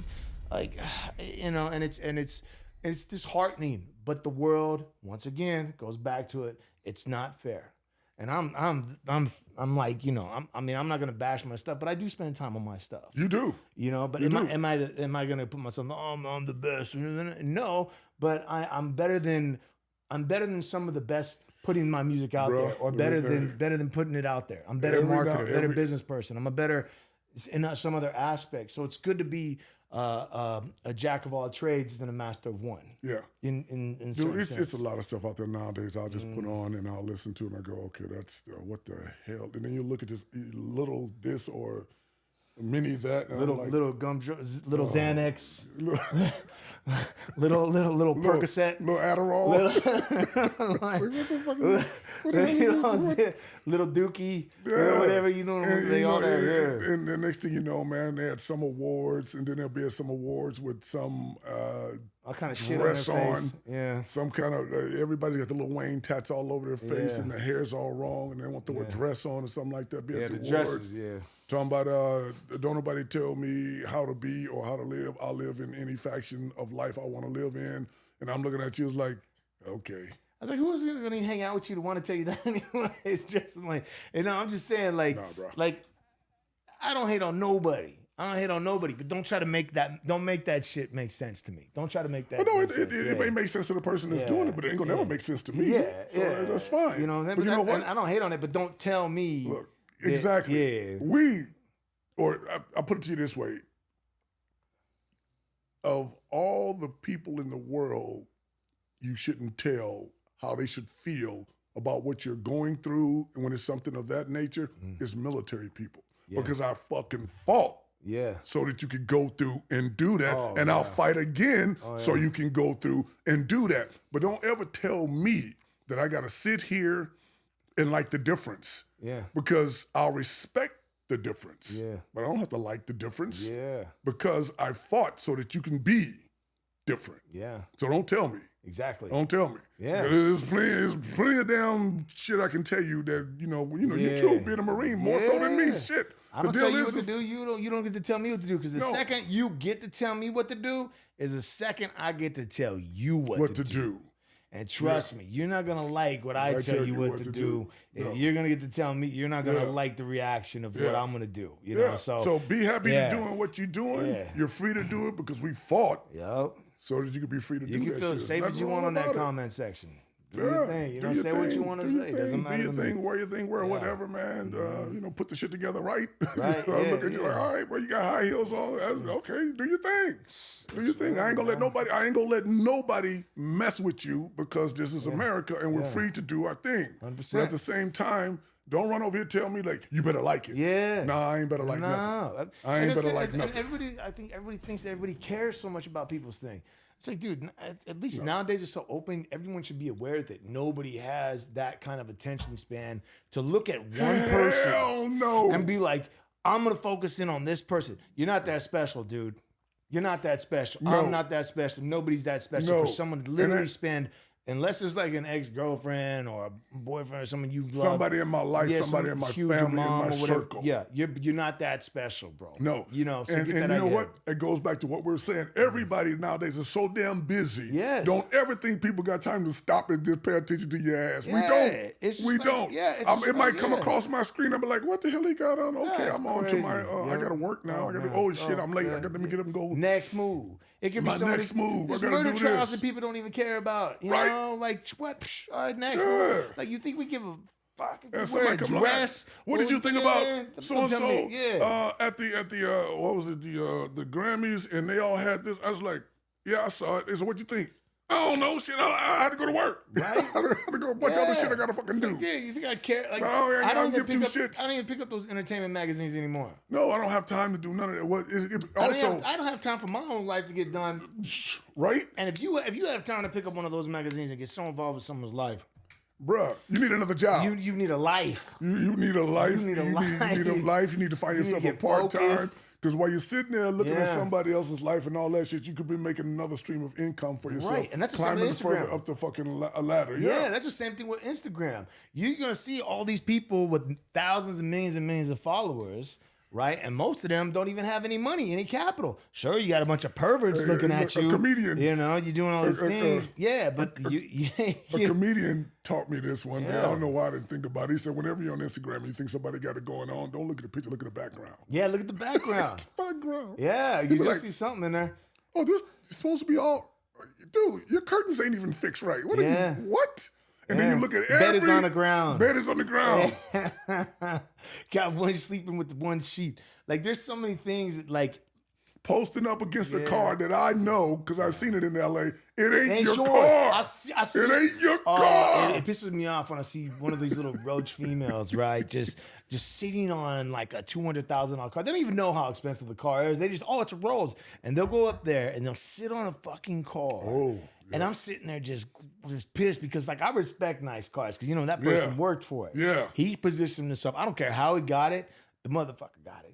He got it. And so when I see some little roach female, you know what I'm saying, living in some studio stacked on top of 3 other females, sitting on a $300,000, like $1 million car, it just, first of all, 1, it's classless. 2, it's not you, it's fake, and then 3, it's just like you have no self-respect for yourself to do that to another person's car, so you don't even deserve. People come out there with them little punch studs on their pockets and bedazzle shit to sit your ass on somebody's paint job like that. Are you kidding me, dude? Even if the car is if it's over 50, even if it's over 20, yours. If it ain't even yours, it ain't yours. Taking pictures like coming off a jet, when someone just put the thing down. They just ran up there, take a picture real quick. Yeah, just got back from Dubai. I was just like, bro. Anytime I've done something like that, I was actually getting on it, or I'll tell somebody, this ain't me, but this is what I aspire to be. See y'all later. I'm gonna go with my boy right here. Blah, blah, blah. I never make people think it's mine. I posted something with I forget what they're like, little Lamborghinis, little race cars, little roasters almost. Yeah, but that's different. No, I still write. I said, this is a beautiful car, this, that, and I'm posting. I'm like, man, look at this thing. I said, too bad I don't even fit in it. I mean, you can't fit in a Lamborghini. I tried. Now you're too tall. I know. For me, I'm too tall because they try to put the hood up. And I'm like, oh, dude, and I'm sitting there like this. Every time I get in a Lamborghini, I was like, dude, I do not want to drive a Lamborghini. That's why I got the I couldn't get in one. Yeah, I was like, no way. My boy brought one up, man, and they said, yo, take it, man, go for a ride. So you have to have the top down. Well, the top was and down. And the pedals are close. And I was up in this. I was like, no, I'm not even taking this around the You can't even move the seat. I'm like, dude, no. He said, oh, man, go. I said, no, dude. Yeah. If I can't reach that pedal or my feet off, I said, no, man, I'll mess your car. I'm not getting into this thing, man. Yeah. And I love the look of Lambos. I love the amazing. Lambos, I would drive one if I could fit in one. I know, but we don't fit in it. You know what you could fit in? You know what you could fit in? You could definitely fit in an Aston Martin. Those things got room. Yeah, those things got room. Never been in one, but I like that. Bro, just go really sit and they'll let you test drive one too. Yeah. They're nice, bro. Yeah, they got room in there. Yeah, you know, Rolls, Bentleys are nice. You know, the bigger boss boys. Yeah, the bigger boss boy cars. You know what I'm saying? You know, I can't drive. You know, I can't. Yeah. I never sat in not a Lamborghini, but a Ferrari before. Oh no, I take that back. I've been in a Ferrari before. They're not as. I don't think they're as constrictive as Lamborghinis. But Ferrari, no. But no, I've had my share of vets. Vets are a little more roomier. Vets are dope. The new ones are sick. Ooh, new ones are sick. I love them things. Those is dope. Like every time I see them, I get confused. I was like, is that? Yeah, I know. Especially coming down, you're like, woo. Yeah, McLaren. That's what I was thinking. The McLaren. I took a picture about McLaren. I knew, and I was like, no, this is not mine. There's no way that I could fit into it. So. Yeah, but no, you're right, man. People will go out and fabricate a life, man, and tell everybody that this is what's really happening, and it's not what's really happening. And they believe it. Yeah, they do believe it. They believe that they're that special. They believe it, yeah. And it's because everybody is so hungry. Yeah, bro. Everybody's so hungry for that lifestyle. Oh, my God. That lifestyle, when you see it posted like that, is only sustainable by building a foundation. You can't get it overnight. No, and when you do get it, yeah, there is appreciation and a feeling of gratitude, but it doesn't fill any void that you think it's going to fill. Oh, no. It doesn't do anything. No. It doesn't do anything. Like, I mean, I got a very, I got a couple of them, and it does nothing for me. It did not. Like the second I got it, I was like, cool, and I got it in. After about an hour, I'm just like, that feeling's still there. It took me about a week and a few speeding tickets, and then I was like, oh man, this shit is a problem. Yeah, right. Like, and then I couldn't park it just anywhere. No, yeah, then you gotta be careful. And then I came outside of the club one day, and somebody had put mustard packages all over my vet. Oh my gosh! And I had one of the first ones in the area. They had put mustard packages all over the vet. Mustard, opened up mustard, and put it all over the drunk eaters, yeah. Yeah, so I had to get to the spray off car wash right away because it's nothing but acid and mustard and ketchup. And I said it'll have spots all over my damn car, man. So you got to watch it on that aspect. Every time you go by a cop, they want to make a U-turn just to be like, I bet he was speeding. Or just to write you a ticket because they're hating. Yeah. So it's a lot of things, man. You just kind of go, nah. I mean, I would love to have one, but I'm anything that I would fix up and make it personally my own. I would love it, but it's not going to fill a void. No, it doesn't fill a void. It's not going to fill a void. You got to be. They think it will as a youngster. You think it's going to do something, and you're going to be like, yeah, whatever, Swole, whatever. Yeah. But I'm telling you, when you get it, if you're not chasing what you already know who you are and what you're trying to become, you've already lost. Like you've already worked so hard at being something that you're not, so you can finally attain something that's not going to fill a void anyways. It's no.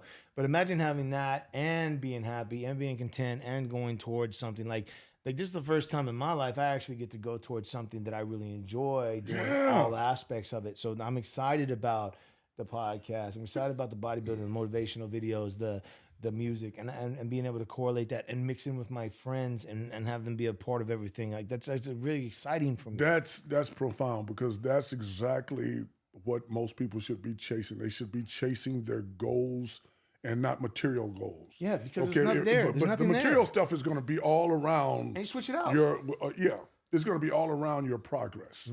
From the door to the end, the material stuff is going to be all around your progress, especially the further down that your path that you go. 100%. You're going to run into people. Going to give you cars. Yeah. Hey man, you just drive this for a week, man. You're all over. They'll give you a lease. boom, we'll lease this to you, Jaye Razor.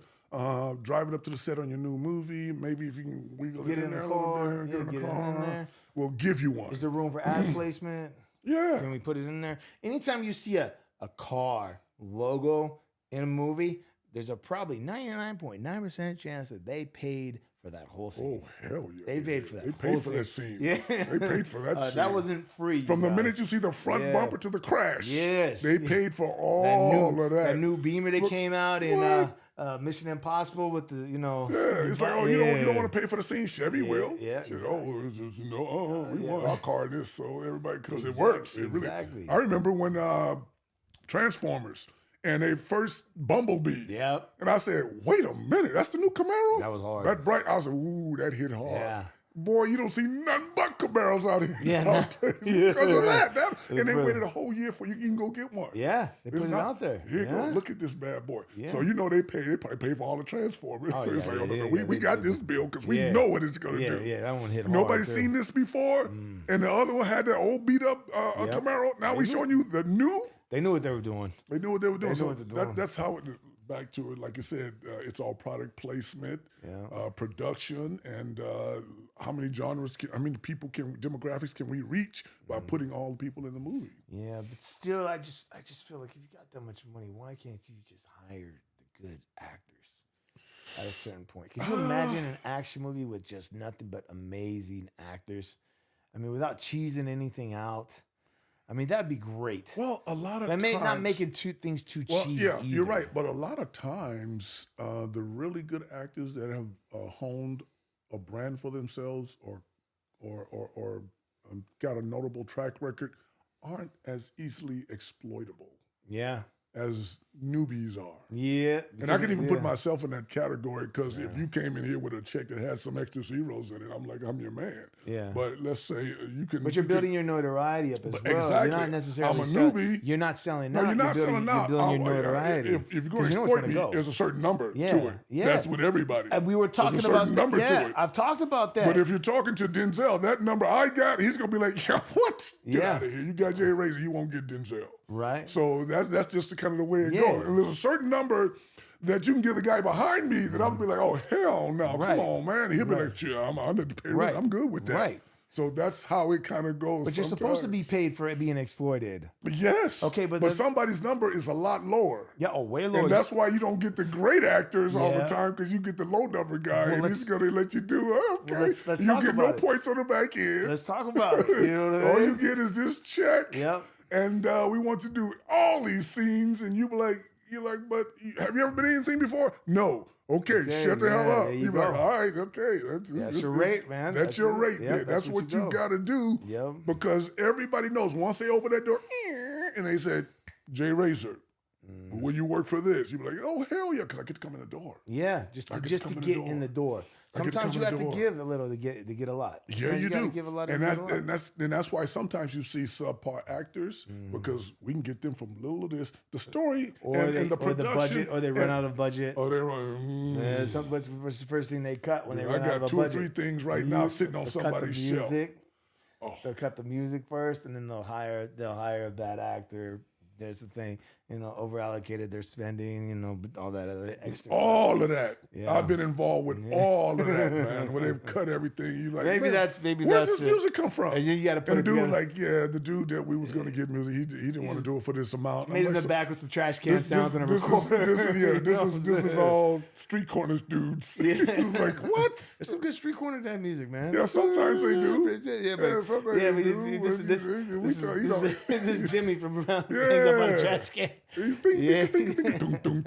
okay, bro, really? It doesn't sound right. You can give him no real drums. Oh man, yeah. So it does happen. The music entertainment is complex. Yeah, it's very complex. I just wish they just watched that they're spending just a little bit better. Make it. Just, I mean, come on, man. You guys have been doing movies long enough. You got a budget. Well, okay, let's just take The Whale, for example. Okay. They did that movie in an apartment. And I would just say the whole thing was an apartment, correct? And then a balcony. That's it. Well, you know what? My boy Rick always says is, look, if you're going to ever make a movie, your first movie should be just a small area with great dialogue and great actors. Yes. And that's how you win. Very small. Just like that. But most people always want to go off the Fast and Furious edge with their first movie. You can't do that because that budget's it ain't there for you. And sometimes you're not going to get all the people. Pull. Yeah. No, it's not going to always pull what it's going to pull. But if you get a great actor, small space, where everybody's feel that they're in there sitting with them, you got gold. Yeah. That's where you should spend a lot of your money goes on the actor, the writing, making this space so much that you can even smell it sometimes. You're like, I feel like I'm right there. Yeah. And it's really now nice. you got a piece of art. Yes. Now you got a piece of art. Yes. Which most people are like, I want to make Fast and Furious 15. Yeah. And it's going to be just like what Vin did. Yeah, it's like, I get it. How many cars you got? You got 6, but you're going to tear 6 cars in the first scene. Yeah. So you got money? What do you got protection with my boy Nank off the corner, man? He going to hold me down. And shit, when that shit running to 150 million and plus the advertising budget, what Nank going to do then? Yeah. Well, now you stuck with a half of fucking shit that ain't worth shit because you did it all wrong. You only got halfway through the movie. Took that money, get your ass a bomb-ass actor and do just like they did in Whale. Dude. Murdered it, man. Murdered it. And once that thing make a lot of money, now you can take that money and start looking at maybe a little 2-car movie. Yeah, right? Make it good, because that money can go away real quick and you fuck up. You don't know how to market it, you give your money to the wrong person, man. You're talking about the whole aspect of the business side. They don't understand that, number one, it starts raining out there. Everybody's the teams and stuff, we still get paid. You know that, right? That's why it's important to know. Yeah, they still get paid. Yeah, and they have their own team that they trust after a certain amount of time that people are going to continue to do good business. Yeah. And that takes money too, just going through trying to find the right team. Yeah. There's people out there that will take your money and run. Happened to my boy, man. They'll take your money, they'll produce it all, and they run. Yep, and then you can't find them. Then you talking about calling, we get some lawyers involved, and the lawyers are, well, this is what we're going to pay to recoup what you got. You're like, this is more than I'm trying to recoup. Yep, comes a waste of time. So you know what? I can't. You're well known. I can't go upside his head now. So you got to take that L or try to do something with this that you got. So maybe try to create a dope budget, and then I mean not a dope budget, but maybe you would have to create a budget somehow, some way. But you would gather together a preview of what you have. Maybe take it to another place that's going to give you a budget to help you finish the movie. But it's a whole process, and that's if they're going to do that. So that's the whole thing. That's I mean, it's just nonsense after nonsense, and of course you have to be. That's why there's only so many that can make it. Well, it takes a strong mind, it takes a big heart, and somebody who's going to follow the process. And you got to go through that battlefield because it is a battlefield. And people don't understand. You got to get knocked down 100 times sometimes, a million times. None of it easy. Ain't none of it ever going to be easy. I'm not trying to be discouraging anybody because God knows I love my life and I love what I'm doing as an actor. But the deal is you're going to go through the perils of it. You just are. And you'll be better off having gone through them when you get to where you want to go. And you'll learn a lot too. And you'll build a team. You learn a lot. To create everything. You build a team, and then your success will ensue. It will, and with that success, like I said, comes all the little material things along the side. And make sure you got the right people in your corner too along the way, because that's another aspect of it.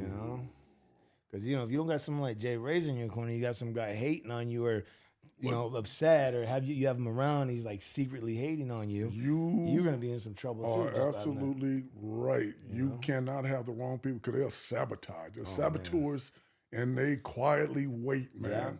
Whispering in people's ears. Why do you pay for their tickets? Here's another thing, man. I got guys that are major in the acting industry, and people always say, "Well, why didn't?" No. I play my position. You wait your turn. Right. They got you because you've had them. Shut up, wait your turn. It's coming. But don't try to leapfrog ahead of the person that's pulling the wagon. You can't do that. And I've had boys that have done that. And they got to go. Because you can't go to my people while I'm pulling the wagon and start talking to them about your projects. Right. Because the first thing they'll do is come to me and is like, so did you know anything about so-and-so said he had this movie?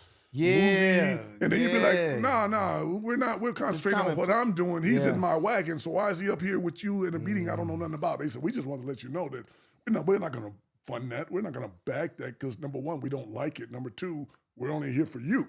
Mm-hmm. And who's ever in your wagon. I said, well, my wagon just got one less person. Yeah. So you come like that, yeah. fuck up out of here. There's a time and a place for that. You play your position. Yeah. If you're with quality people, your turn is definitely coming. But you cannot leapfrog ahead. And you cut somebody off. Cut somebody off. That's what you're trying to do. Or try to ruin them so you can get in front of them. Yeah. It doesn't matter what you deem the person pulling the wagon to be. He's the person pulling the wagon. Right. If you think you're more talented than a person pulling the wagon, it doesn't matter. You ain't got the connect. Shut the fuck up. There. Like they said, the best don't always make it. No. And I keep saying that. I mean, like, come on. But a lot of them, he could be great, but play your position till your turn comes along. You'd rather be an amazing marketer than have amazing talent. You know, I mean, I think that's hands down. You'd rather be an excellent marketing business strategist and know how to promote yourself. Yeah. Excellent than to have all the talent in the world. Yes.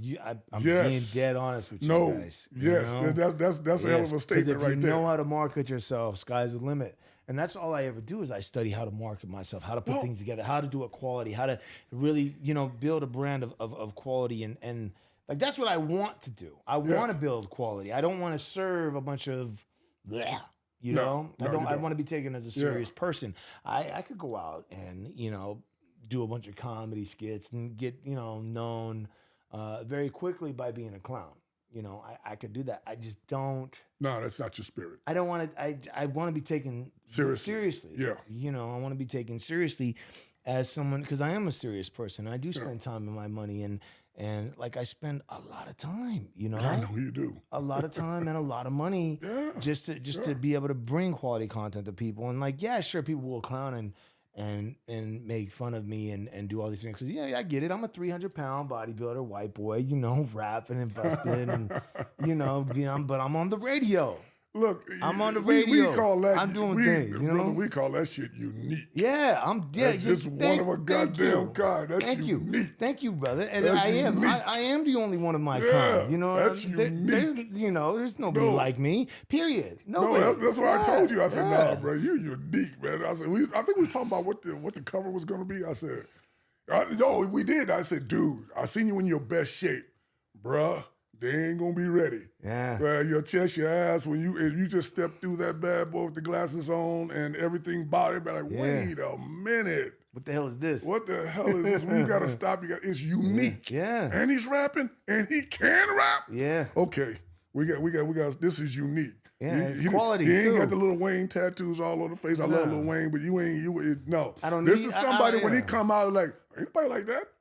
Ain't nobody like that. Right. And when you come out and ain't nobody like that, then you spawn a whole bunch of people that's going, this is what I'm going to be like. I like that. Yeah, but it just takes time. Like, I mean, I've been hated on so much that I've become like Hammer told me. I don't know if I've mentioned this before, but Hammer told me we're in the car and he said, it's all just noise. Oh, yeah, he's right.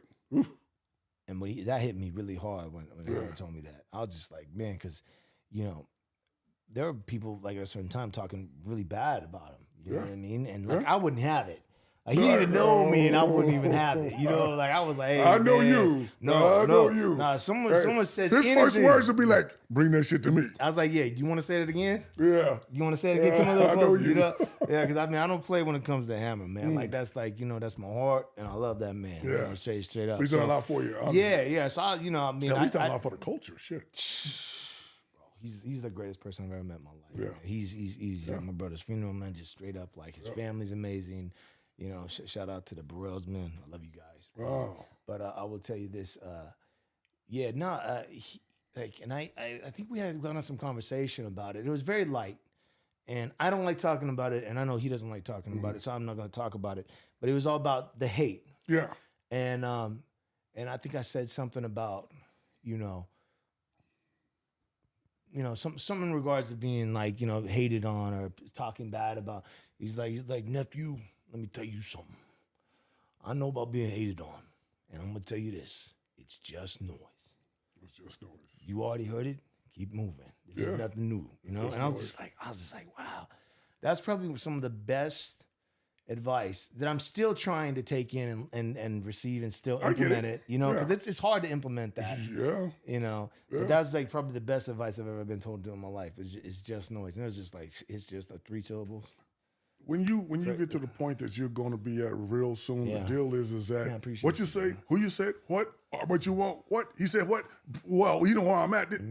No, it's noise. Yeah, let it all go. Isn't that crazy? What you're gonna do is, and with the beautiful thing that the internet does nowadays is that all the people that love you, you'll reach. You'll reach without a company. You'll reach without a studio on your side or anything. That goes for anybody. That goes for anybody. Yeah, that goes for anybody. Reach your people. And I had a hard problem with that in the beginning. Yeah. And I'm thinking, like, you look at certain people, he's got like 15 million followers, 7 million. I was like, and I'm and my mind was just in a small Los Angeles. How the hell is some people? It's no.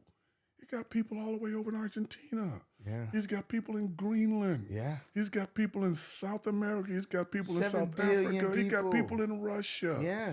And I was like, I forgot. This shit is all over the world. Everybody forgets These are my people. Yeah. People that identify with me and what I'm doing and my struggles I'm going through, because they might be going through the same thing. Yeah. It's not a studio who just pushes you out on everybody. Right. And all of them can say, well, I don't like him, so I'm going to hate on him. Yeah, or let's make up a character that everybody relates that to. Everybody relates even though to. He's not even anything like this, or she's not. Let's just make him seem like he's relatable to everyone. And they're good at that too. Oh, they're very good at that. Then they know what they're doing you jam them up, and then they cheese up. They're like, because they don't know. They don't even have. Some of them don't even have stories. No. You know, it's that. I mean, there goes like the studio gangsters. You could even just talk about those guys. You know, they don't even have any story. So that's we're running into a lot of the studio gangsters nowadays, and all these they're not even worth talking about. I know, man. I know. But I'm just saying, just for an example, like they'll brand you and make you believe something that they're not even. You know, but that's what's kind of good about social media. You can kind of get more of a grasp of who somebody is. You can. You know, so you can kind of weed through them a little bit, but not always. Yeah, not always. You can. You can't, but a lot of people, the studios or the movie industries, what they'll do, they'll brand you, tell you they'll support you, throw you out there, go do that, and then when you get out there, you run to real ones, and you're like, oh shit. Yeah. These real ones, like, I don't deal with lawyers, I don't deal with bodyguards and shit, motherfucker. I'm out here for real, and you said you was on your last 10 songs. Yeah, what's up? Yeah, now you don't know how to move or. Show respect. Show respect. Show love. Yeah. You give them all this money and you come to someone's town who has built up a name for himself, has respect, and then you disrespect that person, well... Because you don't know. Well, and not only that, you've done it, and now you got some serious problems on your hand because now you've invited a culture into your situation, and it's just like, well... Hey, brother, I'm there. Yeah. You know, he's part of the culture. He's part of that community and that culture. He's a representation of a representative of that culture. Yeah. And now you show up to his club. Yeah. Or maybe he's part owner in, or maybe, he invited you out or helped you book the show or did something for you, or you've used their name in some sort of way, but not come and show them. There's so many different levels. It's also it's not what some people call it checking in, but really it's not even checking in. It's actually just being mindful of your business reach. Yeah. The people who are employing you. Being mindful of your business reach. Yeah, and understanding like who's supporting you. Yeah. And who's bringing you into the town, showing you love, showing you a good time. It's being grateful almost. It's like, it's going and showing love to people who've employed you or kept you in business or who are keeping you in business. Especially if you're a studio configuration, the deal is that you're making a living off what they're living. Yes. So be appreciative. Yes. You're making a living off what they're actually living. Yeah, and that's why it's dangerous to be the fake. Yeah, it's very dangerous to be a fake, but the deal is you can run behind a gated wall anytime you want to. Yeah. Or the studio will send a bunch of, but this dude has got to be here for real. He's going down to the chicken shack and shit, and there's motherfuckers down there that's trying to get at him. Right. Okay, but you want to rap about it and sing about that? Yeah. If you do, be appreciative of but there's the no living you're book making for off the that. living. There's no book for that. There's no guidelines for that. For me, I was just kind of like, you you guys are going to put these people out. Yeah. You know, and you're going to put all this money into them and their music, but you're not going to provide them security. No. You're not going to provide them the proper precautions that they need to take. No. You're not going to protect your investment. Well, okay. Well, I guess it's not really. I guess it's just another number on the screen is what you kind of got to look at it. Because now it's like, well, who's next? It's always who's next. It's you're only as good as your next show. It's always who's next because they're the money people. They're not the artists. It's always who's next. You don't even get time to do your thing or to fulfill and put enough of your stuff out there before something happens. Like all these little kids are getting killed nowadays and stuff like that. You have to do and boom, another one pops right up. I said, oh, okay, well, we lost him. We're going to send flowers and I've stuff like that. never seen so many rappers die all the time now. I'm just like, jeez, because who's next? It's going to be another one out there. Jeez. Because, they're not moving the way they talk about. Because if you talk about that shit, then you should know how to move. If you don't know how to move, come on, man. You are... Dude, when I was over at Supreme doing security work over there, we see all kind of people come in all day long, man. And I was just looking at them. I said, these dudes is just totally out here.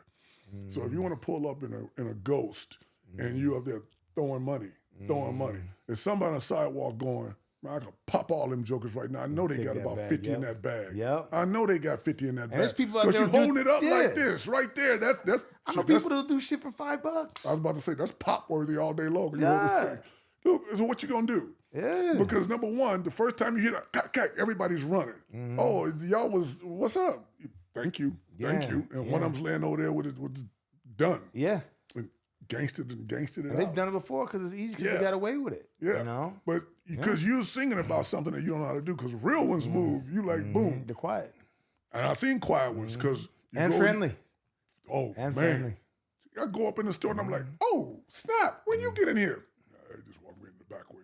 Cool. I had no idea. And out back is nondescript, SUV, black, and this motherfucker is the motherfucker. Yeah. You never saw him come in. Yeah. Ain't throwing nothing out the window or nothing like that. Ain't nobody even know. The black tinted out windows, man. Two massive Don't even know who's in. Bulletproof. Yep, bulletproof. We'll get on in that motherfucker. Thank you, man. Bought about 2 G's worth of shit. I'm up out of here. Boom. Yep. Staying in the hotel room, hanging out in the hotel room, being quiet. Yep. I mean, gone. As with the little ones that want to rap or sing about it coming in. White Rolls Royce, throw the money. So, brother, do you understand what's about to happen to you right now? I just don't understand why they don't understand how people are hurting to such a severe sense that they'll do anything for survival. Like you're throwing thousands of dollars wasting in the air. Like, how are you not aware, especially like in that atmosphere of that culture? How are you not aware that someone's waiting for a lick? There are people waiting for licks right now. I can tell you why they're not. I can tell That's their job. I can tell you why they're not aware, because they're young and they haven't lived. That's right. They haven't been around enough people. If I can tell you about guys I grew up with that are grown men now, 2, 3, 4 kids and stuff like that, work their butts off, and it's hard for them. Yeah. If you're 17 years old, you don't know that. Yeah. You ain't seen that. Maybe in your own house, you're like, well, I got my peoples out of it. But no, you got to understand that your people weren't the only one that was in it. Everybody's in that. Yeah. And you don't understand that $2,000 you just threw out the window. Walk up to your neighbor and go, hey, ma'am, I know things are a little rough because I used to live around here, but bam, changed the life. Yep, changed the kids, life. Families. Everything. You know? Everything. They got the lights on now for a year. Yes. Yeah. You changed everything. That's what you do. But they don't, that ain't it. That ain't video like. That ain't MTV like. That ain't Let me show you what I got. Yeah. Let me show you what I got. Let me do this. Yeah. Because the rest of it don't get cameras. No. You know. But if the studio said, well, actually, you know what? To be honest with you, you want to look cool. You want to get views. Why don't you videotape yourself giving that money, that $2,000 to a family instead of a stripper? I was just about to go that way. Yeah, that's what you do. I didn't mean to That's what you do. That when right you do there that, will you love. Yeah, then now people kind of go, okay, this boy's about something. Yeah. And then now, not just your demographic gets behind you, players get behind you. Yeah. Money gets behind you. People kind of go, Sponsorships. Sponsorships get behind you. Yeah. It's like, you know what? I like what he's doing, and let's see if we can get that and turn that into a commercial for Coca-Cola or something like that. Anything. Be proud of where you come from, give back, do this, that, and the other. A couple rappers do it. Yeah, but we're not saying it just to do it just because you want to get paid or anything. No, not because you get paid. We're just saying it's like you see what the use. Yeah, you but even you know what? I would even go this far. Even if you're gonna do it so you can get paid, but you're paying somebody. Yeah, at least do it. At least do it that way. Business. I mean, if these cameras on me, I'm gonna get my money, but get your money giving money. Yeah, it's okay, cool. Yeah, that's what you do because if you want to exploit it, fine. Exploit the gift. Yeah. You know, but at least make it real.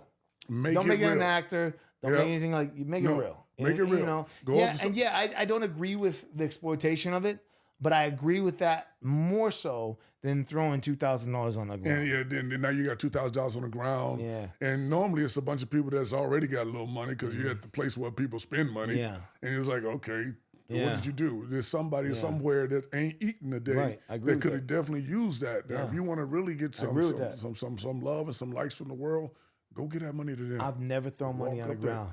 I've never done it. I couldn't. I pick up a penny because I find it as my buddy told me this one time that always caught my eye, and it caught my ear. And when he said he picked up a penny, and I was like, "Yo, you picked up a penny?" He's like, "Bro, Jaybird, that's what it was." He's like, "A blessing is a blessing, no matter how small." And I was just like, "Damn, that hit deep."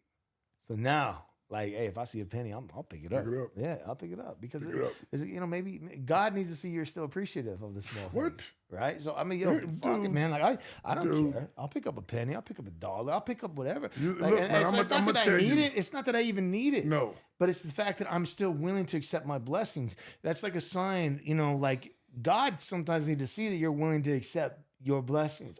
Man, bring it to me. Hey, bro. Bring all my blessings to me. I hear that kind of story from all the rich, like the Bezoses and all these kinds of the real rich people in the world, man. They still count pennies. They still count their little change, man. Yeah. I don't know if I count them, but I'll pick them up and I'll put them in my pocket. No, I'm not saying I just sit there and count them, man. But trust me, when you're looking at 72 billion, 309, you think they're like, hey, it was supposed to be 50 cents. I'm sure somebody miscalculated something. 50 cents is missing.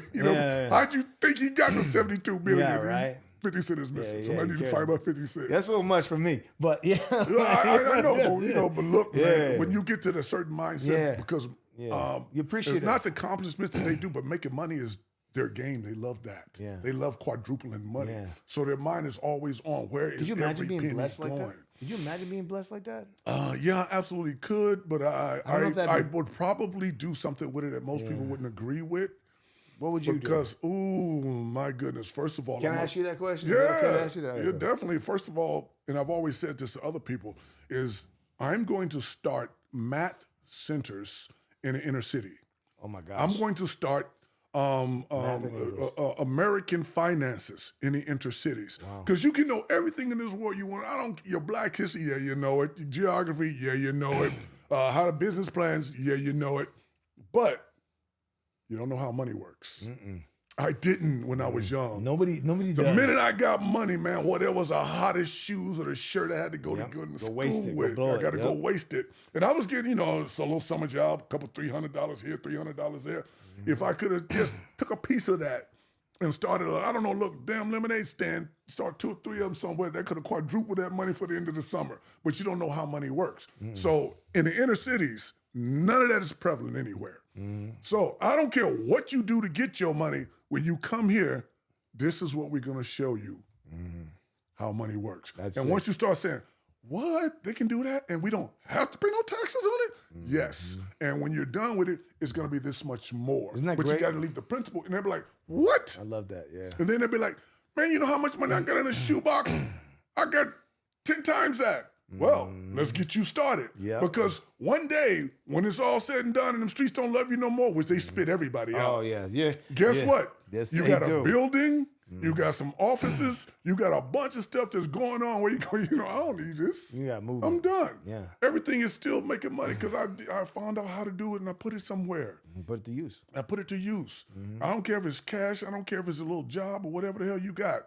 Learn how money works. And I'm guilty of it too. When I was young, I didn't know, I had no idea how money works. And there was always somebody that knew how money worked. Yeah. And they always ended up in the long run way better off.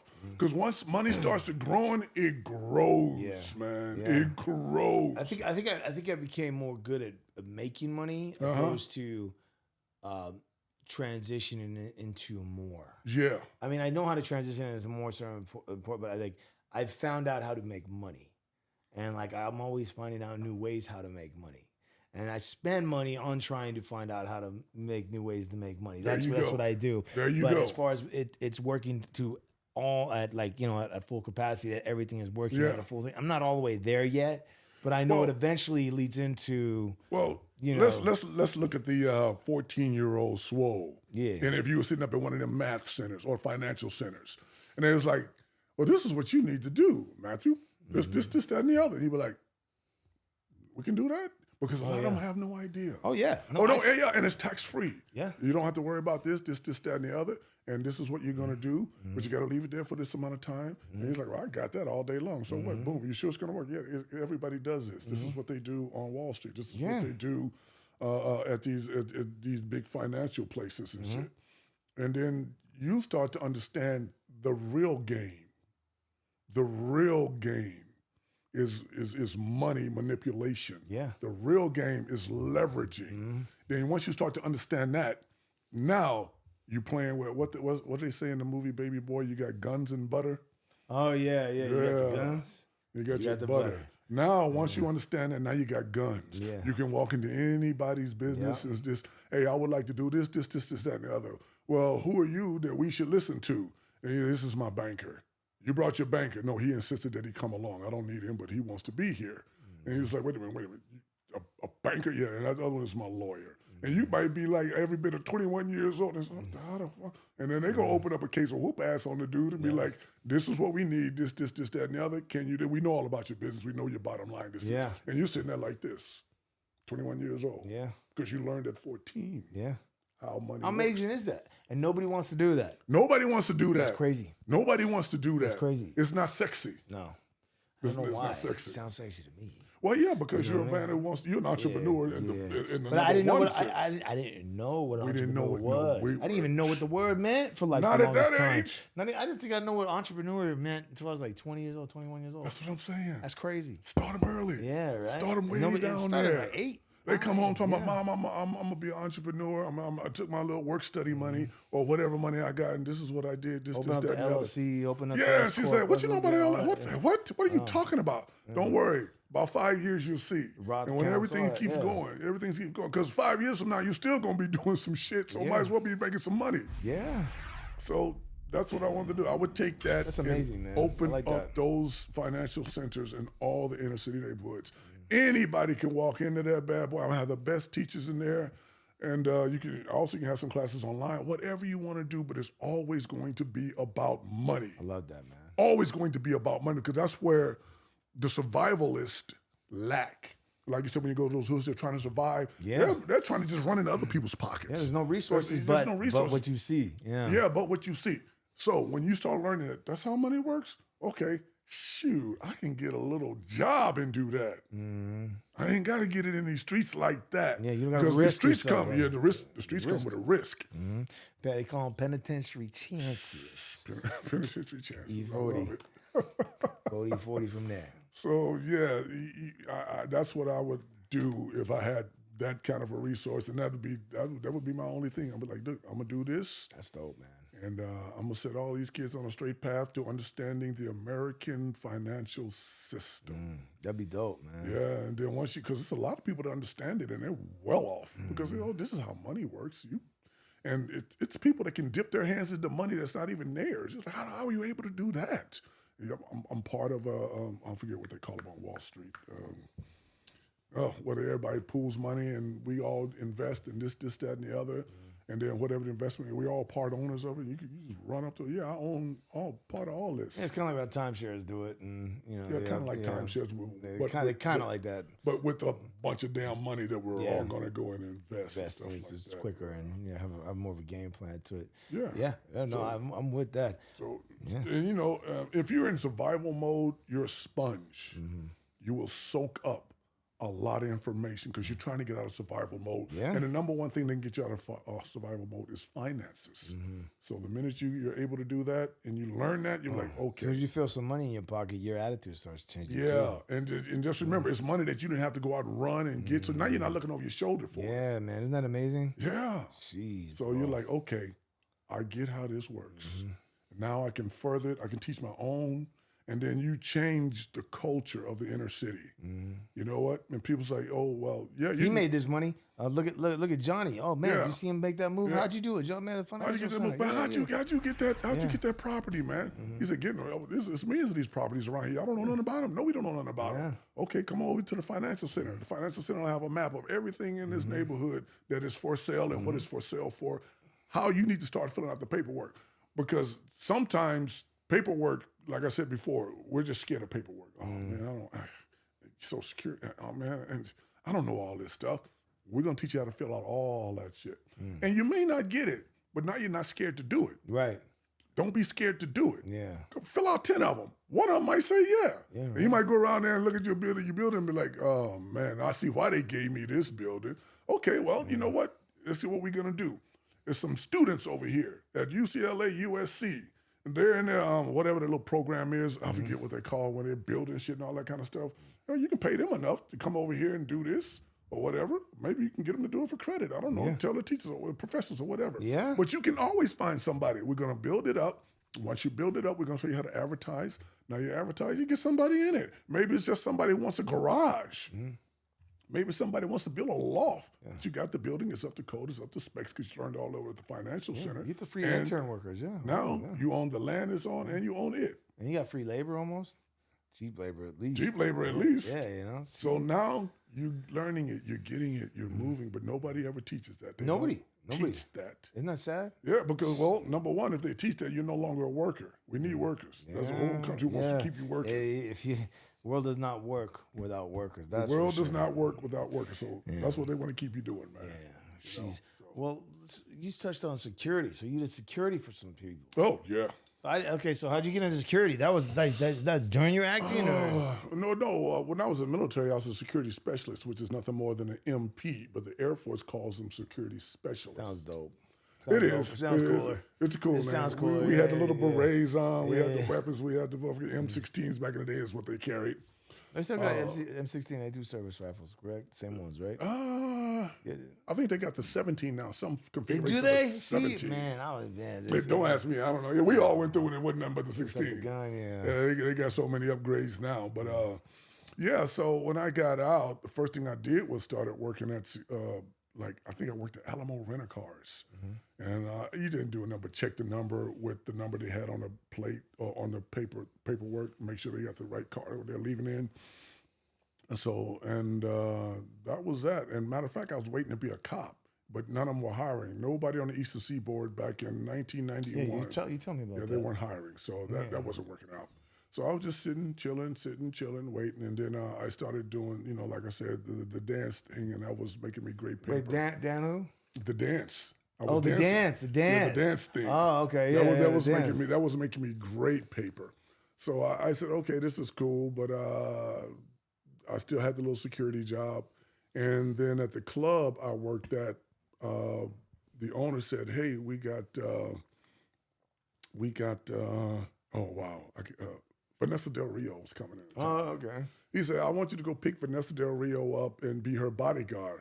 And I said, well, I did security specialist in the Air Force. So I said, is it going to be armed or not armed? He said, no, just you big guy, just pick her up, make sure she feels comfortable. So they sent a limo and I scooped her up and made sure she was comfortable. I, took her whatever she needed to go. And she gave me kudos. He said, he was right there. Nobody touched me. He made sure everybody paid for the picture they was taking. This. And my boy said, hey, man, you want to do this again? Because we got a couple more coming down. So I started doing that. I did Vanessa Del Rio, Champagne, Menage a Trois, a bunch of them when they were coming into town to be featured. So I would always be the one to pick them up at the airport and stuff like that. And I said, all right, this is kind of cool. This is cool. But I said, I'm not going to do this all the time. So what happened was, I said, you know what, dancing thing, I'm done with it. If I'm going to ever be an actor, I got to get out here. I was in classes and all that kind of stuff. Yeah. Shot to L.A. Me and my boy, I was staying with my boy at the time. Shout out to my boy, Ray.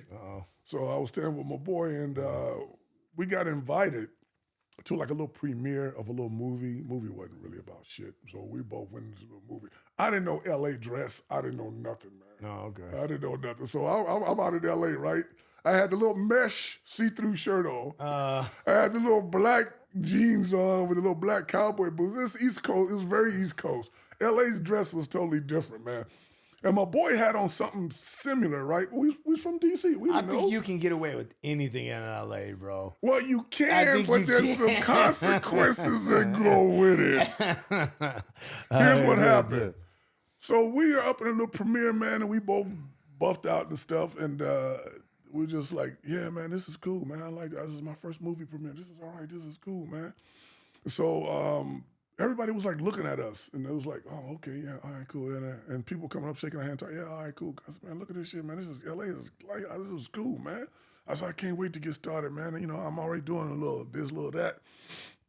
And the dude came up to us, man, and he was like, hey, man, he said, y'all ever done security? And I was like, yeah, I did a little bit, and I was in the military I was an MP in the military. My boy said, yeah, he was in the military too. He said, well, man, I got a club, man, and we need some guards and stuff like that. He said, y'all dress in all black, y'all come, this is what we pay, and this will be, you give you a schedule, this, that, and I said, hell yeah, man, I need some money out here, man, because, I'm just beginning to act, and you 1-2 jobs every other month or something like that. I said, yeah, cool. So go to the club. He show us what to do, this, that, and the other. And then I was like, yeah, man. So I was talking, and then I told him, he said, you're in LA? I said, yeah, I'm going to be an actor out here. And I said, so far, so good, man. It seems like everybody like what I got, man. They all pay attention to me and stuff like that. And he said, oh, yeah? I said, yeah, you remember the night you met me, man? He said, oh, yeah. I remember the night I met you, man. You and your boy, you had on the mesh shirt, and he had on the flowers and stuff like that. I said, yeah, man. And he said, you know why everybody's paying attention to you? I said, why? He said, they thought y'all was a couple. And I was like, what? He said, yeah, man, you can't have a mesh shirt with your nipples out in L.A., man. If you do, people going to think you're a couple. You okay, you was freeing it. Okay, cool. Well, I had just a mesh shirt, man. You see through the whole thing, man. Just like, isn't that little football jersey mesh ones? No, it wasn't cut up here. Like, it was a little low, belly button ring. Come on, man. I didn't have no mid. He's talking about back in the 70s, they used to have the mid-drift mesh. Yeah, that's what was okay. Bro, we had the mullet and the I didn't have no mid-drift mesh. I had at least it was down to here. But still it was a mesh shirt. Okay, just check. So he was like, yeah, everybody thought y'all was a couple, dude. Ain't nobody thought you was no acting or nothing like that. They thought y'all was a couple. And I was like, oh, for real? He was like, yeah, man. Everybody thought y'all was a couple at that little premiere. I said, oh, dog. So anyway, man, long story short, I started doing security for him. Mm-hmm. And then I figured out that to get more money, I had to go get licensed. So I went and got licensed and everything, armed, and I already had guns. So you just put down what gun you own, and if it's within their regulations, you're allowed to carry that one. So I got holstered and everything. So I had it all, and the company started growing, man. I started getting bigger and better jobs, and then at one point I worked exclusively for the Saudis, Saudi families. Whenever the Saudi family come to town, they would always ask for me. Wow. That's a big client. That's a huge client. That's like the biggest of the biggest. Yeah. That's huge. Huge. They paid well. And they ask for you all the time. They ask for me all the time. Wow. What's his name? Mohammed bin Salman. Before he was crown prince, his father was, of course, king, and is still king if I'm not mistaken. But Mohammed bin Salman has a younger brother, Prince Nayef, and Prince Nayef was just the greatest guy, man. I met him when he was like 19 years old, and I had him until he was about 22, 23. Just a great young guy, man. And first house he had was on top of Doheny, and we'd be up there just securing the perimeter, stuff like that. He never had any crazy parties or nothing like that. The next house he had was on, I think it's Ivy or something like that, but in just another big-ass house, really nice. But it started to be whenever they came to town, he was like, is Razor going to be there? If Razor's not there, we don't want the company. And so they would always fight me. Wow. And he was like, hey, dude, Nayef is coming into town. He's going to be here for about 3 months. You got to be the point. And I said, hey, man, everything's going well for me. I'm really not doing the security thing. And he's a dude, well, whatever you want, he wants you there. Wow. And I said, wow, okay. So the day they were coming into town, I got like 20 calls from the company. Are you there? Are you good? He wants to see you at the gate. And I said, yeah, I'm here. So I parked over to the side, make sure the gates were open. It was just ungodly, massive, beautiful place. and up the they were coming from LAX. They had rented 2 real deal monster trucks that couldn't even really fit on the streets. Wow. They were coming up, and every piece of luggage in that monster truck was Louis Vuitton, stacked to the top, tied down, coming from LAX. As you know, they ride them gold planes. Yeah. So it had 2 monster trucks, 2 Vipers, 3 I'll never forget it, 3 Rolls Royce, and everybody was coming, and everybody in that little, hey, Razor's here, oh my God, Razor's here. And they got out there, hugged me and stuff like that, and they gone up, they unpacked everything, and then everybody left, and then I go talk to them about the protocol, this, that, and the other, and just make sure that everything was running according to how I know they like things to run by me being around them enough, make sure all the other guards know about the women, know about, you don't walk in front of their path. It's lots of stuff that comes with, and because he was like, he was a real royal. He was like number 2 son of the first wife or something like that to the king. So he's real royal. Wow. So I had to learn all that stuff, and once I learned all that stuff, they felt they never like to change it up. They want the same drivers. They want the same security. They never like to change it faces, up. Yeah, they want to, because they come to LA to have a good time. Right. And they don't want people in their business. They used to have diplomatic security. Yeah. But diplomatic security would be standing outside the shower, because that's how close they would have to be. Yeah. So you're in that shower and you got diplomatic security right out there. They're like, look, this is, he was 19, getting older. He's like, I don't want this shit. Yeah. So he got rid of him and he just hired us, and we give him space, but always knew where he was. Always knew where he was. Always knew what he was, who was coming. Make sure you vet them. That's a serious job. It was totally serious, totally serious. It was on point with all of that, because, they get lots of threats, and these were the young ones, and they get threats. Yeah, they get threats. They get threats. They get lots of threats. A lot of times they don't understand, once again, an American balling culture. When people at the clubs and you throwing money around at clubs like it ain't nothing, you can get somebody that'll follow you home. Yeah. And I would always tell them, okay, you guys need a chase truck. I said, you need 2 guys in a truck that's wherever you go out. The minute you come out the club, they're right there with you. Get in a chase truck with them, or you can get in your own vehicle, and they'll make sure wherever you're going, you got 2 security. If something looks suspicious, hey, pull over, or whatever they block, and make sure that if you're in the truck driving, they all got defensive driving skills, so you ain't got to worry about it. But they would always, I wouldn't let them make mistakes that would cost them. Yeah. Okay? Because one time they went to the club and gave out the address on at the DJ stand. Oh, wow. Oh, man, that was a bad night. Everybody at that club showed up to the house, and they blocked off the access road. Now, you got about 6 or 7 neighbors in massive houses beyond the access road. Yeah. They can't get up there. Because people are parking 2 by 2, 3 by 3. They don't like you shooting videos of there. And yes. None of it.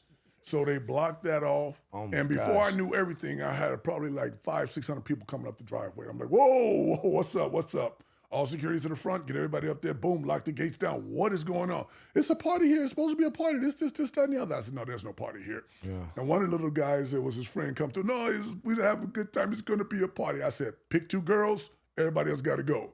Yeah. What? No, everybody. I said, no, pick 2 girls. Everybody else got to go.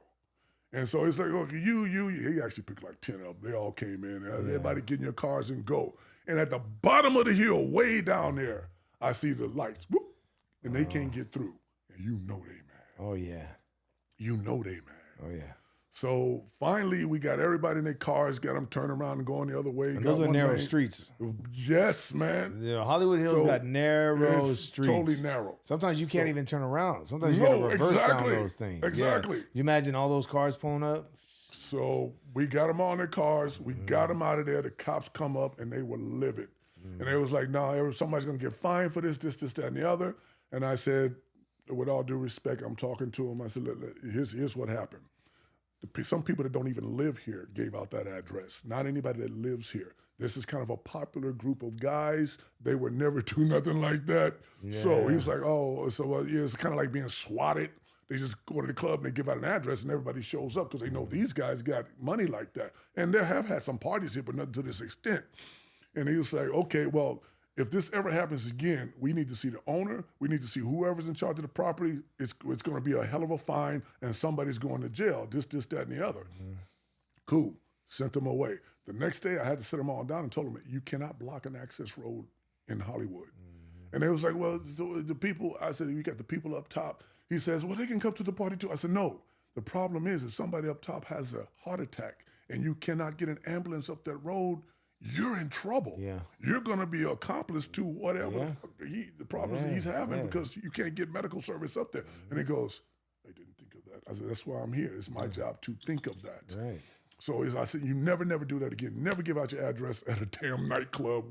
Don't do it on a Friday night. Especially those people. Those are the last time. Those are club people are the last people you want. Even around you. No. Even around you. No. But they were all young. Yeah, but still. So they don't know yet. But the deal is we got it all. We got it all cleaned up, taken away, and then there's a couple other times they had problems. Man, I had to squash it, stuff like that. So they always loved me, and I always made sure they were safe, made sure they were secure, made sure they got to where they were going all the time, and made sure the most important thing is when they got home is that there was nobody there that they didn't want there. You know, because sometimes you have friends stop by, and then they don't want to be rude, and I would always get a text, hey, I'm about to go to bed, so I got it. Come up, hey, everybody, I'm shutting down the house. Well, this is, no, they don't have no say. I shut down the house. And they gave me that responsibility of shutting down the house. So you go, everybody out, let's go. And, I didn't get no arguments, no pushback. They just made me look like the security is an asshole. That's your job, though. That's my job. Yeah, your job is to look like now the house is shut down, the lights go down, they can sleep without being an asshole to it. People that think they just want to stop by and eat all your shit and whatever the hell, drive your cars. Yeah, get them out of here. Yeah.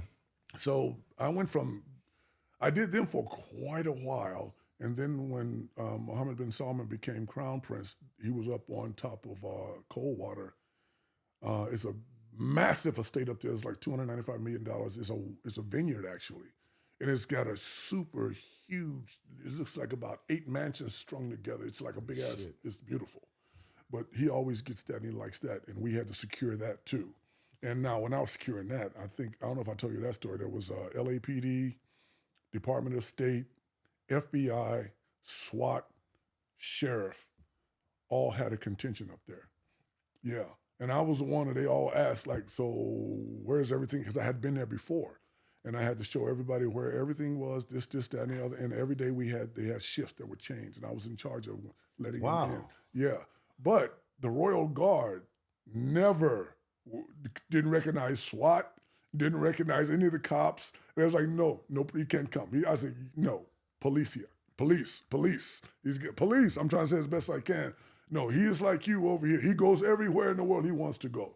And he goes, okay, not on me. No, go up. SWAT goes up, and sometimes they got like face to face, because SWAT is marching up. SWAT is regimented, very. And they have to stop, and nobody opening the gate, and I walk up, and I say, open the gate. No, who are these people?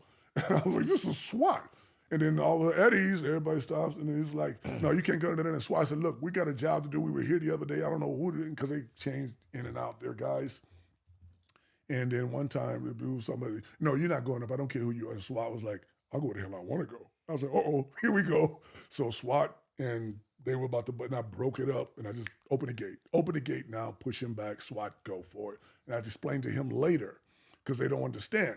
And then I found out later on, and I kind of felt sorry for him, why they do what they do.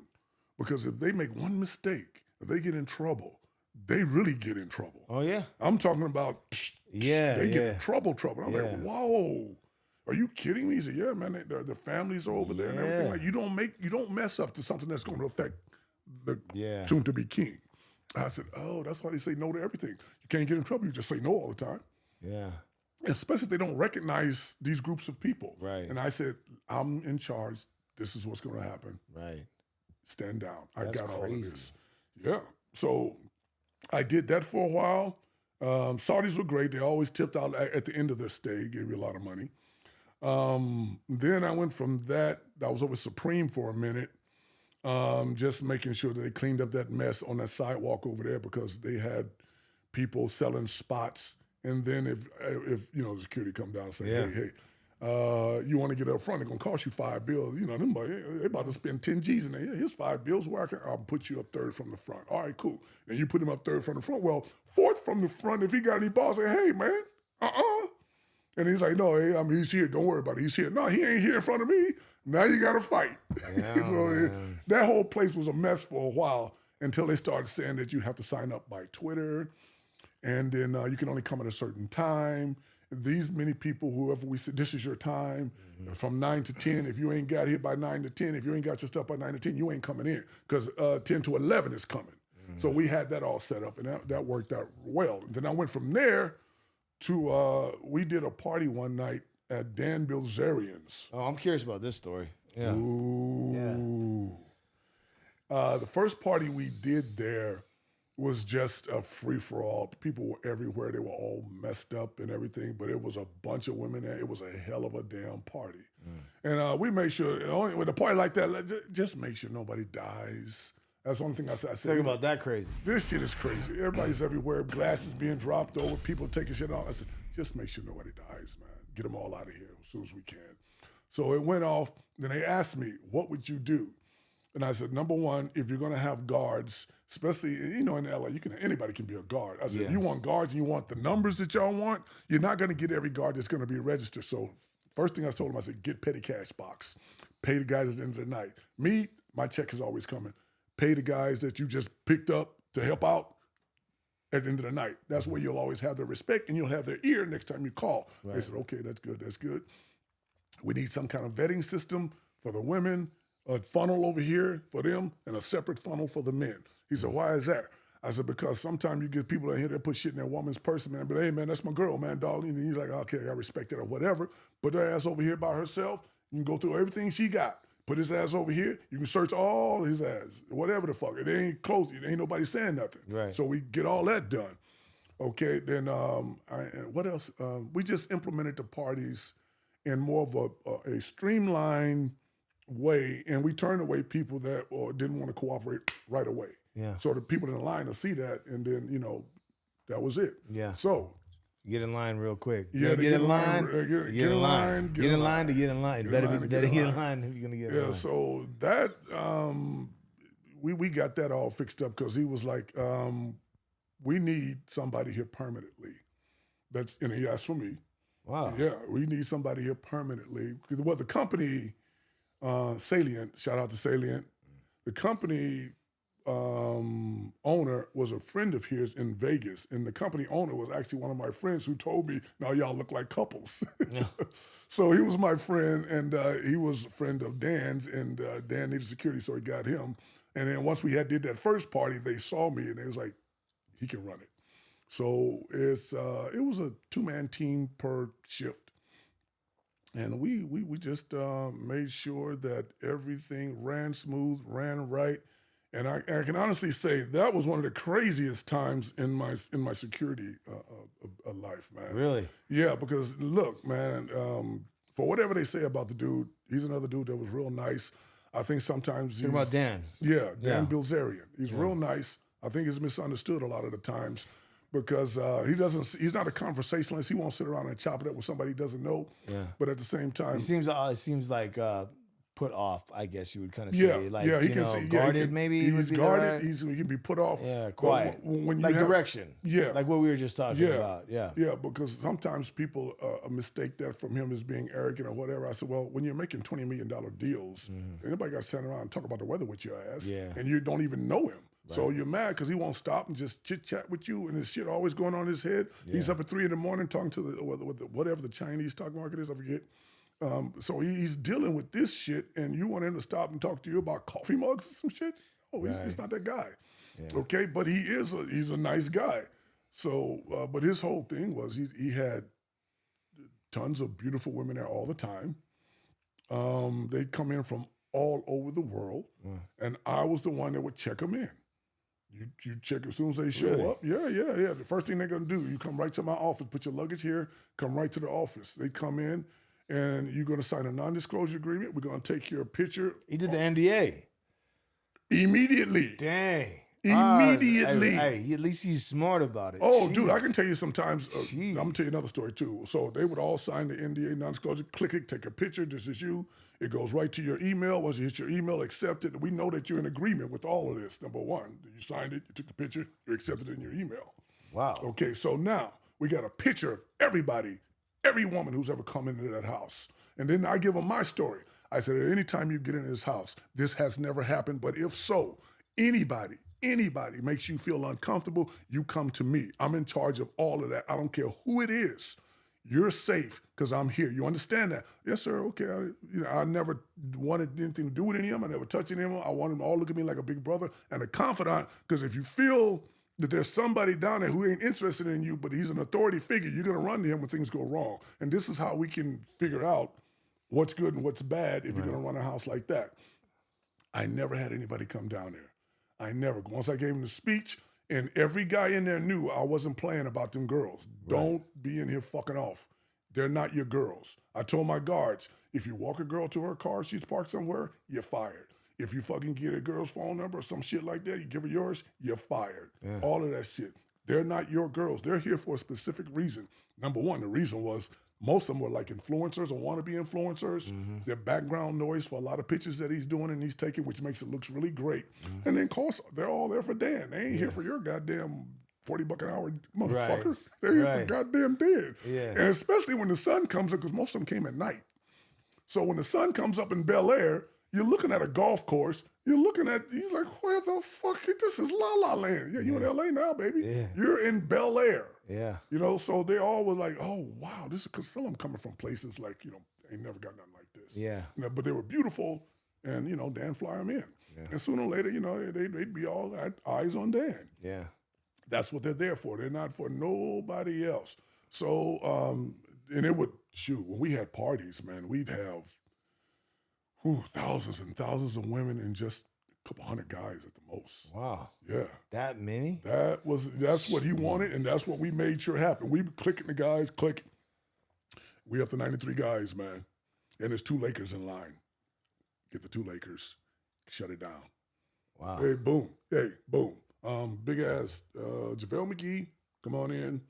I forget the other brother's name. Come on in. Everybody else, shut it down till some guys leave. Done deal. Jeez, so every picture you take is hordes of women. Go on the internet. I'm not lying about any of them. Go on the internet, pull up Dan Bilzerian party. All you see is women everywhere.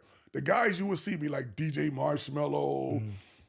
You see the dude from the Shark Tank. Yeah. Something like that. You're going to see JaVale McGee, a couple other Lakers, some of the Kings, something like that, and a couple of promoters, close buddies of Dan's. Yeah. And everybody else is women. And that's the way he had it. And so the dudes be pitching the bitch and be like, man, ain't no girls want to be up there when ain't no dudes in there. I say, there's some dudes in there, all right. This just ain't your broke ass. Sorry, but hey, that's the way it was, man. And his whole house, we ran it really good, really smooth. And but those parties were such a spectacle that Bel Air wanted to shut him down, man. Oh yeah, well the city gets involved. Well, no, I'm gonna tell you why Bel Air wanted to shut him down. Oh, one day, when I'll tell you about the access roads. Yeah, the access roads got clogged up because we had Sprinter vans coming from LAX, not LAX, UCLA. Sprinter vans coming from UCLA full of women. And they would drive them up to the house, drop them off, make a U-turn, and go right back down the driveway and pick up some more. So at the bottom, the Sprinter vans got all clogged up, and the access road got clogged up. Oh, man. So this was the Angels and Demons party, I believe, where everybody wore like lingerie. Oh yeah. And you tell a girl to wear an outfit, she'll wear lingerie. You tell a girl to wear lingerie, she'll wear pasties. Yeah, right. It gets less easy. Whatever you tell me, where she wear the whole less. To make the mistakes. Woo! We had the Sprinter van's gonna be a little late. Everything's all clogged up down here. It's gonna be a minute. It's like, oh shit, what the hell's going on? So it was waiting for a while, and the Sprinter vans got back. We had maybe 10 of them. So next thing you know, the girls are like, forget this, it's just right there. So all I had to do was walk all the way up the hill. What's up, everybody? I'm Big Daddy Swolls. Hopefully you're enjoying your entertainment on BDS TV. If you are, please make sure to give me a like, comment, and subscribe so you guys can be the first to be notified about new content that's released. Also, be sure to check out my website, my music page, my social media platforms, and our merchandise store, all listed on the links below. It's pretty much majority women, 200 guys tops. One night we had thousands of women and like 100 guys, only gonna let in 100 guys. You know, and like I said, that's all for the optics and the background. And plus the women get to be comfortable, and the guys that are in there are all like, you know, like the top DJs, some Lakers, movie stars, things of this nature. They were all just running around having a good time. Yeah. And what you don't want to do is have a party with those kind of women scantily clad and it'd be overwhelmed with just a bunch of thirsty ass guys. So he didn't want that, and it made for a great party. So we had these. There's also trouble too when it comes to guys are drunk. Guys are drunk to get too touchy feely. Try to sneak off in a room somewhere with a woman that ain't quite into you. Yeah. So we squelched all that shit. We had places blocked off. So you had strict rules when working with Dan. Strict rules. And he was classy on top of it. On top of that. Yeah. On top of that. Dan had friends come to the house that didn't want to sign a non-disclosure agreement. I said, well, you're not getting in. He said, you know how long I know him, Dan? I said, doesn't matter. You're not getting in. Sign a non-disclosure agreement, or you can go back and park your car, or you can just call Dan. And he said, I ain't got to call nobody. And he said, I've known Dan, da-da-da-da-da-da. And I said, look, and you can hear us bickering because in the atrium is like 3-level tier. You can look all the way up to the top floor, and there's a big chandelier there. So from the 3rd floor, somebody shouts down, sign the goddamn paper or get out of my fucking house. And that was his friend. And I looked at him, and I was like, what are you going to do? And he goes, he just signed it, click, took his picture, sent it to his email, answer it. There we go.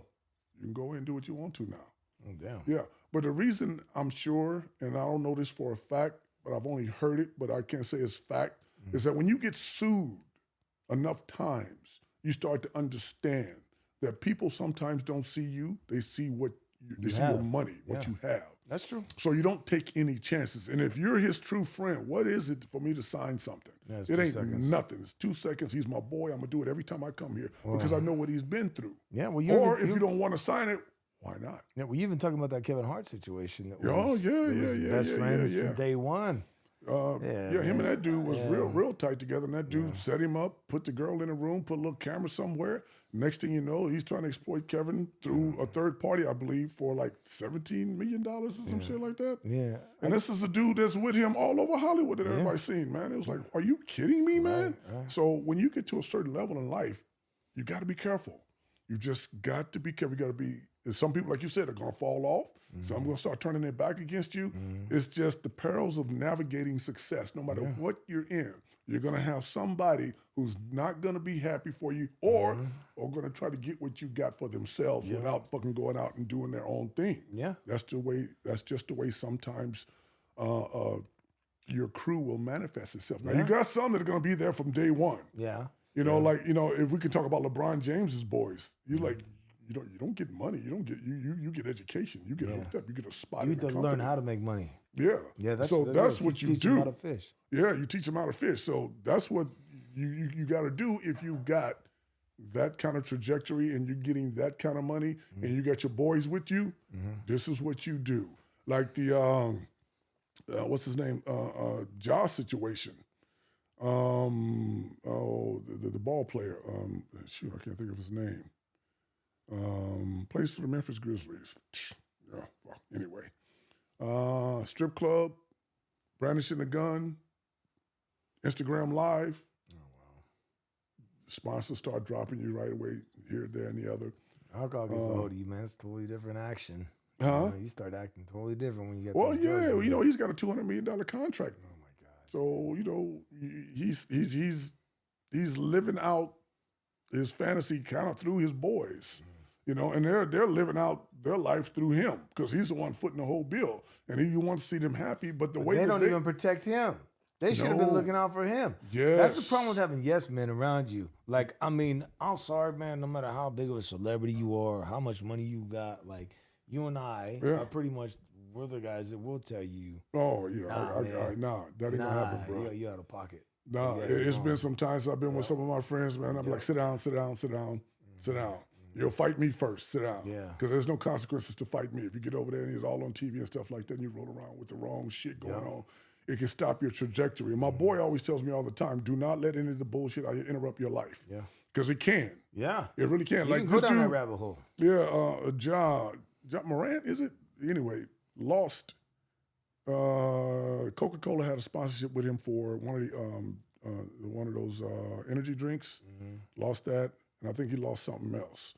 But that's untold millions that he's lost because he was in a club doing what club heads do, but you're not a club head anymore. That's what I say. There's nothing good gonna come from a club. Nothing good's gonna come from a club after a certain time. Girls, so you're not gonna find anything Here's worth the deal. keeping. Once you get to a certain level, you don't go to the club. The club comes to you. Yeah. And when your boys come in the house, if they where they need to be, there ain't nobody they need to be calling. Lock all them phones up. Y'all have a good time. Do what you want to do. Ain't no cameras around. Ain't no nothing around, man. I've been to some parties like that, man, and when I knew what was going on, everybody, yo, Jay, we need your phone. Yeah, all right. I put it in that little green bag. Clip, put the clip on it. Yeah, there's a bag. That's it. Here's your number. There's a bag you drop your phone in when you drop your phone in, man. That's it. There is. It's like I put your phone in the bag. Put your phone in the bag. Give it to the security guard. Walk it out there. Boom, it's done. Lock it up. Go on in and have a good time. Ain't none of this gonna be on record. Yep. Because if you're having that kind of fun, you're with some, it's private. It's private. It's a private life. It's a very private life. So I get that. But and another thing is that if you're at that level, you don't need a gun. No, you don't need it. You got 12 dudes outside with cars. They got guns. Yeah. And they ain't your boys. They're ex-cops, ex-military. They know what they're doing. And when the real popos show up, they talk first. Yeah. Because everybody knows there's a certain language that you say and you don't say when you're talking to the police. So if something happened on your watch, you just stand back. I don't say nothing. They talk first. If what they say isn't satisfactory, the lawyers will talk next. I ain't saying nothing. I get up, I get out of here. That's all there is to it. So that's how you got to roll once you get them kind of contracts, because that's how the big people roll. That's how you keep your money. Because what can happen is you get yourself in a certain predicament, and somebody can just go off and just start suing you, man. In order for you to get them to shut up from all the negative shit, you might settle. Yeah. And if you got 200 million, man, get a dude 5 million. I don't want to hear no more. They'll keep dragging you through the court. They'll keep dragging you through discovery. Yeah. They'll drag you through discovery for years. And those who don't know what discoveries is, it's like they charge you every time they file something for the other lawyer to fucking rebuttal with. So it's like it's the discovery of evidence. So they just can keep sending each other back evidence. This is the lawyer scam. This is the lawyer scam. Yes. They'll get together. They might even have a phone call. Well, how many discoveries do you think we can get out of this person? And they'll start rolling through the discovery with you guys and charge you for years. And this is what they do. This is what they do, especially like the lawyers that don't care about you. Oh man, it's crazy. My boy was being sued over some movie stuff. Nothing sexual, nothing crazy, but over some movie stuff by a young lady who thought she was all that. Oh wow. And she was an actress, and she was suing the hell out of her. Oh, a girl actress who thought she was all that. Thought she was all that. Tell me more. I've never even heard of that before. So she was suing my boy, but she thought my boy was, he's just his little first movie. He ain't nobody. He ain't got this. He ain't got that. My boy was like, oh, okay. But he had a buddy of ours who happened to be in the Air Force too. He was a high-powered lawyer. One of them Johnny Cochran types. He says, don't worry about it, man. She's got about 40 grand in the bank. I'm going to break her.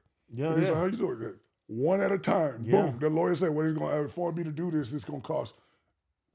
Boom, another one. Yeah. Can't send them all at once. Oh, they're small too. Boom. Yeah. Let me figure out this part of the case. Yeah. Let me figure out that one. Oh, the next thing you know, she's getting broke. Yeah. And the lawyer's like, I'm not promising you we can win anything here. Yeah. And you're like, wait a minute, I'm like 30 G's in. But her lawyer's getting paid too. Oh, he's getting paid. Yeah. He's getting paid. Yeah. That's what I'm saying. Maybe they even made a phone call and they're chopping it up with each other. There's another way that everybody does insider trading as well as that. They'll get a hold of each other and they'll try to drain accounts of their clients. You think these lawyers don't know how to get money out of you guys? They ain't got no damn scruples, man. You guys are so like you got a third going to this lawyer, a third going to that lawyer. When it's all said and done, y'all both broke. Well, ain't got nothing to split up. Then go your way, I go mine. And the lawyer's like, thank you. Yeah.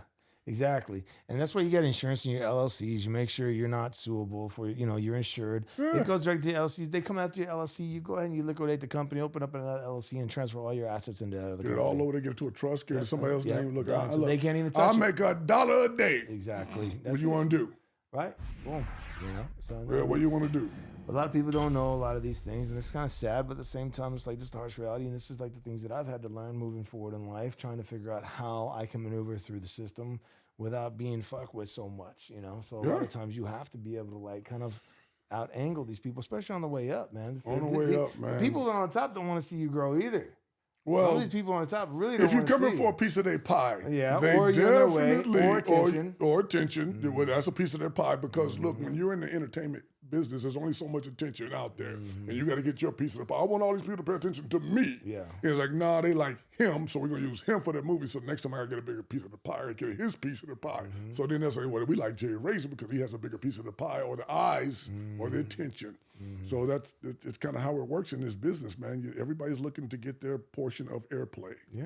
And I never really got into that. I never really felt that like that was me per se. I was like, because I don't care about attention. I just care about doing dope stuff that's appreciated. I care about appreciation, not when you attention. are a true artist, all you care about is that you did something good. Yeah. Like when I go on auditions, man, and I drop some bomb auditions, I'm good. You feel that, huh? I'm good. Yeah. You don't have to choose me.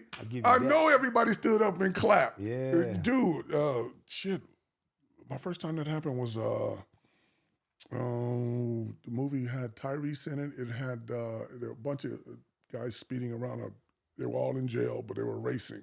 Death Race. Death Race 2000 or something. Death Race. I did I auditioned. Jason Statham. Yes, I auditioned for Death Race, man. So I'm in the room, right? And I was off book. I wore the right shirt and everything. And I'm doing it. I'm living it, man. And I ripped the shirt off, man. And I got boogers and shit. And I had tears. You can't kill me. You just can't kill me. And the lady was like, she said, okay, well, here's what I need you to do. They didn't even call my agent back. It was like, we need you to come back like on a Thursday, and what you're gonna do is we're gonna have everybody in here, and we want you to do that again. I said, yeah, that's no problem. So finally, they called my agent. He said, yeah, you got to put my. I said, I already know. She told me to come back on Thursday. He said, yeah, they really like what you did. This, that, and the other. I said, all right, cool, boom. So I go back in on Thursday, man, and I light them up to another level, man. I turn my back, and I just ripped my shirt, and I turned around, and they was already clapping. She said, stop clapping. He ain't done yet.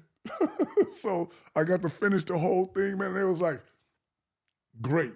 That's great. We love that. Yeah. And so that was all I needed. I was like, good. I know that you like what I do. Yeah. Now, the politics of it, I can't fight that. Because they chose somebody else unless somebody else came with the song. Maybe they just put it out there. Sometimes they'll act like auditions are going on. Right? Tell me if I'm wrong. They'll throw some auditions out there just to get another actor to kind of lower their bid to come in. It's called leveraging. Yeah. So hey, we got the poor man's Terry Crews over here, and he's cheap and he's very good. Yeah. So we want you, but hey, look, we're auditioning him today. Yeah. And if he does good, we'll bring him back. And if you haven't made up your mind by then, hey, all of a sudden the actor goes, I don't want him having a piece of my pie. This movie is for me. I just wanted more money, but if they're going to give me more money, I still ain't going to let him have it because once they get the poor man's, he's in. Yeah. So then they say, all right, I'm on board. So now it's politics. It's how it all plays out, man. Yeah. And I understand that. It's part of the business, man. So I go in there. If I get applause or somebody said, wow, I know I'm in the right business. Yeah. Well, you an actor, bro. Yeah. I appreciate your craft. So I go in, I do my thing. Thank you. I appreciate it. I go in, I do my thing. If you choose me, I know it's not up to me. It's the politics behind the scenes that you got to go through, this, that, and the other. Go and do what you got to do because one day the politics will end up being on my side. Oh, yeah. That's just how it works. It's eventually you got to work your way into it. So what's up with the Balzine? How'd you end up leaving? Or like you guys, we were there for a while. Yeah, I was there for a while, but like I tell you the Sprinter story, like what happened was. Oh, yeah, because we never got to that. Yeah. We never got to the Sprinter story. The Sprinter story was we had sprinters going over to UCLA and picking up all the girls. And they would bring them over to Bellagio and bring them all the way up the hill, and we would bring them into the driveway, drop them off, turn around and go back and pick up a new bunch of girls. But the thoroughfare or the access road got clogged up. Mm-hmm. All the neighbors and stuff coming in, and they seen the lights at the top of the building, you know, the big lights and everything. We had a big-ass devil's head on top of the building and everything. Oh, wow. You could see it all the way down to Sunset. It was like, what the hell's going on up there? Then you got the big party lights going, leading the way up on top of the hill. Everybody's okay, something's going on up there, you know. Drones flying around. My boy had drones. So anyway, the access road got clogged up with cars trying to get by. Beep, beep, beep. People taking pictures and looking. Beep, beep, beep, beep. All that shit. So the Sprinter vans got stuck behind all that traffic. And it's just kind of like right up the hill. So all the girls that were in the Sprinter van, keep in mind, this is an Angels and Demons party, so everybody had on like lingerie. Yeah. They decided, well, it's right up there. Let's just get out and walk. So he jumped out the Sprinter vans and they start walking up past all the Bel Air people that were in their cars trying to get home. And people were like, wait a minute. And when I say lingerie, it is the least amount of lingerie you could wear that they had on, man. And they're walking up them hills and everybody was like, what the? And it was tons of them. Because when one van emptied out, everybody, well, I ain't gonna wait here. They get out the van, they walk up, they had their heels on and everything, man, and thongs and little light things. Wow. And they're walking all the way up that hill, man. And the next day, boy, Bel Air was posting stuff. They was trying to let you know it's inappropriate clothing and what's going on and this, that, and the other. And hey, we can't govern. Well, the word was, if I'm not mistaken, is we can't govern what's out there on the street. But they tried to say that it was all in our driveway, which it was, but when they got in the driveway, they went behind the gate. Yeah. And what's walking up the street, if they choose to walk up the street, what are we going to do about it? And if they choose to dress a certain way that ain't against the law, what are we going to do about it? Right. What are you going to, you might not like it, but it ain't a law to walk around with lingerie on. On a Halloween kind of, no. Yeah. You go to North Hollywood, go up to Santa Monica on Halloween. You see some people that shouldn't be in, they should have all their clothes on with no clothes on. Right. But that's the way it was. And so they would walk all the way up. And the next day you have like maybe kind of like a homeowners association we need to have a talk and this, that, and the other. Like, no. Ain't no laws being broken when nothing went wrong. They just didn't like it. And in my mind, here's what happened. Is that when the wives seen all that, the husbands was like, just give two shits for real, but the wives is they gonna come over there and tell you the husbands over there, hey, you really shouldn't, hey, look. Don't act like y'all wasn't. Yeah, they like, first of all, they live. Yeah, exactly. They live there. They act like they don't know what goes on. Don't act like y'all don't know what's going on. Yeah, they know what it is. And there's like, you're not going to move to a city like this and not see beautiful women at a party somewhere scantily clad. You live in those hills, man, and you're going to see something. You're going to see something. But they do not like it. But most of those people are very successful, quiet people. Yeah, they're successful, quiet people. But I think the problem with Bel Air now, it's not a problem. I think it's becoming more family-oriented. Yeah. So it's not so much as the rich single guy doing stuff up there, which is what he was doing. He's has some noisy parties, and we had to cut him off sometimes. Cut the sound down. We had people parachuting into the pool. What? Yeah, skydivers. We had skydivers come, man. He had skydivers jumping in the pool. Dude, I'm not telling anybody nothing that's not online. I was there watching the dude come all the way down. Skydivers come down, and they boom, land, and pull. Two of them, yeah. Skydivers coming in. What else do we have? We had drones up, shooting pictures of aerial shots of the parties and stuff like that. We had a big ass grizzly bear, an alligator. Go online. I'm not telling anybody nothing that's not real. We had a big ass grizzly bear that they brought up one day. And that motherfucker stood up, and their dad was there feeding him, and all the women were standing right there. And I said, oh, my God. But he was tame. He was really trained. As long as he can see his home. And they had his home parked probably about 10 feet that way, and all the little hay and stuff in there. If he gets scared, he he takes his ass right in there. I mean, he might swat the fuck out of a couple people on the way if you get in the way. Yeah, and those claws ain't no joke, right? No, man, but the big ass. Maybe they clipped him. We had a big ass grizzly bear up there. We had an alligator up there that bit him on the leg. What? An alligator bit Dan on the leg. I'm not lying, y'all. Go online. How big was it? It wasn't a real big alligator, but it was big enough to chop your fucking head off. Holy shit. It wasn't like a big 10, 11 foot alligator, but it's probably like altogether maybe that's 5, 6 foot alligator. It was getting girthy. Yeah. And Dan went down to pick him up, and he just caught his sunken tooth right into his front calf. Oh, yeah. He got a huge snake up there. That thing was massive, huge snake. So he had all kinds of fun and stuff like that. He's an animal lover, so he had all kinds of stuff, man. Like for me, I'm kind of surprised on how he conducted himself, how classy he was, that he even partied like that, because it seemed like it was pretty opposite of his mannerisms. Yeah, he's pretty reserved and stuff like that. You're not gonna see him jumping up and down, dancing around, jumping off the couch, cannonballing in it. He was never that guy, but he wanted everybody else to have a great time. So he sat back and watched everybody else have a great time. Now, mind you, before I got there, he had 2 self-induced heart attacks. Oh, wow. Because he'll tell you he was on Larry King. He told a story on Larry King. I think he told a story on Joe Rogan, if I'm not mistaken. It came from, I think, Viagra and cocaine, he said. Oh, wow. Yeah. I'm not talking out of turn, everybody. Go online. Plus, I was there for 3 years, like I said. Viagra and cocaine? Yeah. So the first thing we did when I got a hold to the property and everything like that, I said, you know what? Let me get a couple of defibrillators up here because Dan is quiet wild. He's quiet wild. Really? You ain't gonna see him going out there doing nothing crazy, stupid. But you never know what the hell else might be going on inside of those it. closed doors. Yeah. Yeah, he's one of those kind of guys. And I think he wanted to do this. He wanted to run from Vegas to L.A. Holy shit. Yeah, he wanted to do something like that. And he's just this quiet shit. He's just like, I think I can do that. Let me see if I can do that. He won't get all crazy about it, stuff like that. And one day you'll see just motherfuckers out there running. Really? He'll do shit Did he like do that? No, I think he started, but he stopped. Oh. I think they stopped him. Oh. Something like that. So he challenges himself a lot. All the time.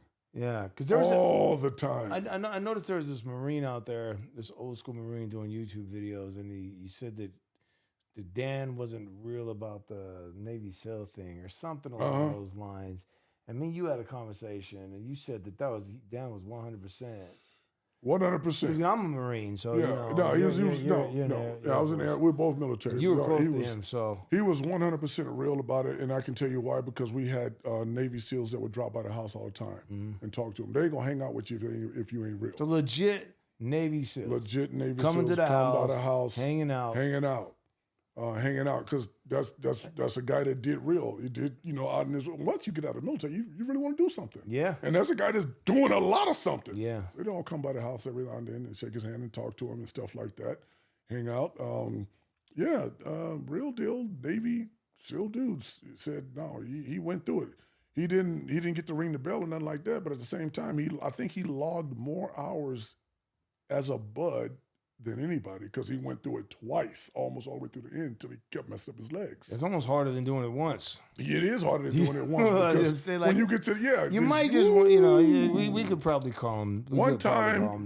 Make it or fail. One time is enough for any man, but you have no shame in it. But to do it once, and then he convinced he said he convinced a general or somebody to put him back in, and that guy thought he was crazy. He said, "You got to be the craziest motherfucker in the world. You can get full medical. You can get out of here." And he said, "No, I want to go through it again." And he went through it again. He went through it again. So when you log that many hours as a bud, you got a heart. Yeah. You got a heart. Oh, yeah. I mean, going through it twice. But, what basically stopped him from... Broken shins. So shins, did he have shin splints? Yeah. Oh, first time, they healed a little bit, and then he tried to do it again. Shin splints are tough when to they're trying to give you full medical because your shins are messed up, yeah, they're letting you know your shins are messed up because you know how hard it is to get full medical in the military. Yeah. Full 100? Yeah. That means your shins are messed up. Yeah. But then you go back out there again? Yeah. Bro, you got it from me. Yeah. Wow. Yeah. So, but no, it was great. We did those parties maybe 2 to 3 times a year. Those massive parties. Oh, it's only 2 or 3 times. Yeah, 2 or 3 times a year. They set up a whole outside kitchen so we could have all the great food. The inside would be moved, all the furniture and everything. 31,000 square feet, if I'm not mistaken. So every inch of that place, no, not every inch, but most of it was partying. Bands outside. Like I said, everybody was always. French Montana would be up there. Everybody was there. Everybody. Wow. And majority, like I said, thousands of women. Not hundreds, but thousands of women. We had, not like 8. We had like 2,000 for sure. One time we almost had 3,000 women in that place. Yeah. And very limited guys. Very, very limited guys. So but the day-to-day was real smooth. People would come by, talk business. That was it. Maybe Dan want to go out to a movie. That was it. Somebody would drop off one of his cars after being fixed, check him in, check it out. That was it. So he wasn't like some guy just running out there being No. He would get on his plane and go travel to a nice location or something, or maybe check out one of the storefronts. We'd all go. See how things is working out. And this is what that was it. But he traveled a lot overseas. He had his own plane. He did what he wanted to do. But he was never like the guy you would see going wild. It was all around him all the time because he wanted everybody to have fun. Yeah. So he kept his posture. He was in control. All the time. Just boss him. Yeah, all the time. Although, Yeah, because I mean, like what the media kind of portrayed him as was something totally different. Yeah, and they're good at that. And they're good at that. They're good at that for ratings. They're good at that for other things, And the optics will lend itself. How you doing, everybody? This is your boy Jaye Razor. Check me out on BDS TV, Big Daddy Swole TV. It's the hottest thing going. You can find out all about me on the caption below. Everything Instagram, the Jaye Razor. I love to hear from you all. Your opinions on the show, even if you like it, if you didn't like it, and you can just keep up with the things that I'm doing. And it's going to be a lot of hot stuff like this, BDS TV. Up to whatever narrative negatively you want to paint of him, the optics will lend itself to it because it's nothing but women, so you got to be a womanizer. Yeah, you have to. Okay, it's nothing but women, so you must be paying for them. Right. There's nothing but women, so, well, some of them you're probably being held there. None of that. That crazy? None of that. But everybody wants to paint that narrative because that's clickbait. They don't ever want to say, well, this is a young guy living the life he should be living as a young guy. He's single. All these women like being around him. He's got a lot of money. Nobody wants to say that because a lot of young guys, I think he's got 33 million followers now. A lot of them are male. The deal is that young men, especially with the way the world is going now, and everybody's trying to squish down masculinity and squish down how you should grow as a man. And you see somebody out there doing something that reacts with your male spirit. That's what it is. That's all it is. You go, man, that looks good to me. Why? Because you're a young man. But they're telling you not to do that. Right. Well, why does it look like I want to do it? Because you're a young man. From the beginning of time, men have chased women. Men have had caves full of their own. Men have had harems from the beginning of time. If that's not your thing and you want one woman, you're still a man. But they're trying to tell you now, no, you shouldn't be doing that. This is not how it is. Well, then why do so many people gravitate toward the guys that have that kind of a lifestyle? Right. Because it feeds the young male spirit. Yeah. From the time trust me, man, from the time you turn about 11, that's all that's on your damn mind. You got to figure some shit out. Gosh, like, dude. I want to have things and I want to have women. And you look at this guy and go, why does that resonate with my spirit? Because you're a young man. Yeah. You're a young man. It's just like, and I'm not trying to be demeaning to women or anything like that. You take a young woman and you can sit her in front of a TV and a beauty pageant comes on. She's like automatically like, and they start playing dress up. Why? Because it's something that feeds to their spirit, to be beautiful, to be graceful, they relate to it, to be nurturing. That's something that they relate to it. But we're getting away from everything that relates to your God-given spirit. You're getting away from it. Who you are naturally, not who you're made to be, who you are naturally. And that causes things like depression, suicide, makes you hate yourself, hate your life. Yeah. Makes you go in a totally different direction. You start working towards something you don't even want or want to be like. And like I said, once you lose yourself, You lose yourself. And you don't know who you are, you'll never be successful. And that ain't got nothing to do with money. If you don't know who you are, you will never be successful. And successful means happy. Ooh. And the end result means happy. Oh man. Yeah. So yeah, man. But my tenure was over there when COVID hit. And wow, that caused it. Yeah, COVID hit, and we couldn't have any more gatherings. They said because they didn't want a bunch of people in your house and stuff like that. But no, they said it was no more than could live there or something like that. What 18 rooms or something like that. So yeah, we got. He could still have his fun. So we had a few people over, and one day everybody was upstairs on a roof in the gym because he's got a massive gym on a roof. So I'm up there. On a roof? On the roof. It's a massive gym on the roof. On the roof. Wow. I worked out there when Goals closed. That just sounds dope. It is. It's online. You go up there. Yeah. I mean, I was up there every morning in the Bel Air sunshine working out. And sometimes a lot of the girls that were from LA didn't have nowhere to work out. You can come on by. If you ever modeled like Dan's stuff, come on by and work out. So they would come by and they would work out and they would do stuff like that. They have a good time. And one day a helicopter flew over. It was... I want to say LAPD or sheriffs. Anyway, one of them flew over. And it was like, oh, okay, we're just waving and everything. They looking down there and they see all the girls were laying out, doing little booty stretches and stuff, couple of people working out because he let the guards work out. Yeah. And like the next day, we had like 2 carloads of cops pull up to the house. What? Yeah, they pull up to the house and said, well, we understand that you guys are having gatherings at this time, but you're not supposed to. They really couldn't enforce it from what I got. You can't enforce that. But we was like, well, no, these people, we got 18 rooms. These people could all be living here. And it was like, yeah, and I was pretty much like, my boy, one of the guards was there, and I was like, y'all want to come upstairs, see the gym? Yeah, we want to see the gym. So y'all just come here to look at these girls, man. Come on, man, stop playing, let's go. Yeah. They're human too, man. Hey, I'm not mad at them at all, man, because they wasn't trying to cause no problem. They were all young cops, not a sergeant above them. They was all young cops. They flew over and there was like, supervisors. What is going on down there? Yeah. Next day they all pull up. Y'all come see the gym. Yeah. But that went on, and he doesn't like to be sequestered at all. He likes to be able to go do his thing when he wants to do his thing. So that went on for a while.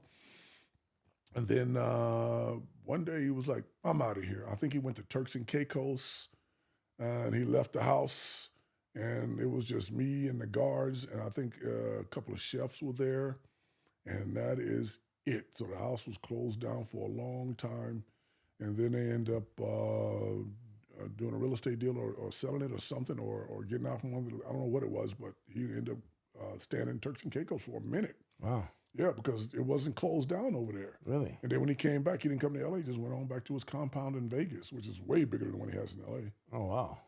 Yeah. Jeez, man. So he went back, and that was it. And then our tenure there was said and done. Real nice tip at the end of the day. And we were like, hey, man, look, whenever you want to do this again, holla. And that was it? That was it.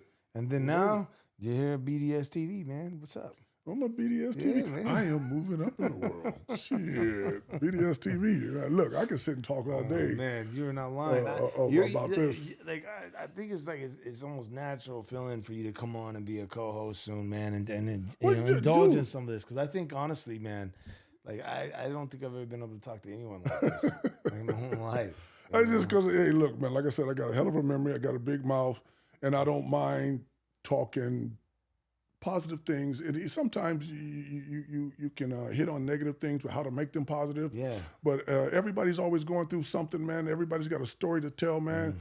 And it feels, it's a relief sometimes just to get your stories out. Yeah. And so sometimes when you get people, I'm sure you have people on your podcast, and when they come in, they just kind of like, I'm not sure, they're reserved, something like that. Yeah. And it takes a person like you or a person like me that, hey, look, let me make you comfortable. Yeah. Let me make you comfortable. So once we start talking, we get to going, because people really want to know your true stories. If you keep it bottled up inside of you, no one, you may never know who you can touch and help, or the connection you might make to someone who can just, hey, bring your ass way up here. Yeah, and also you know how to present your stories very well and very classy. I mean, it's like seeing a movie and playing happy music behind something or sad music behind something. Yeah. You can correlate that and make something sound really bad or really like change the mood.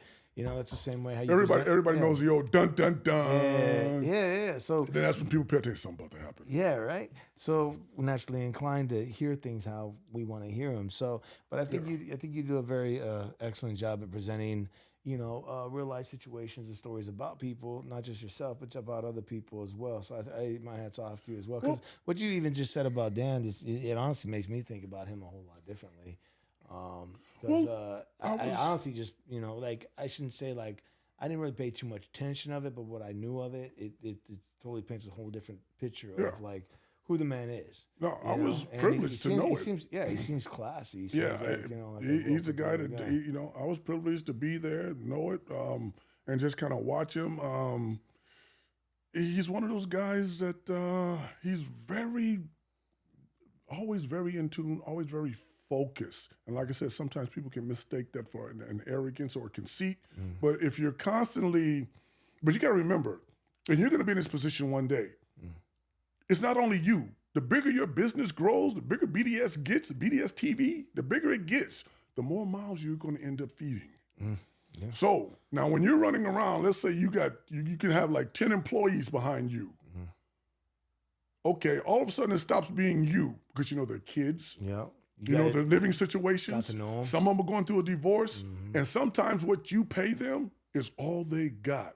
So you're always creating ways to keep going forward because it's not just you anymore. Because trust me, if anything goes wrong, man, 24 hours later, he on another hill. Some people say you fall off one mountain, get up the other one. It'll take a little while. But the next day he got on shoes, he's hiking, he's right up the next mountain. I was like, what you doing nowadays? Oh man, trust me. And it's always gonna be a professional deal.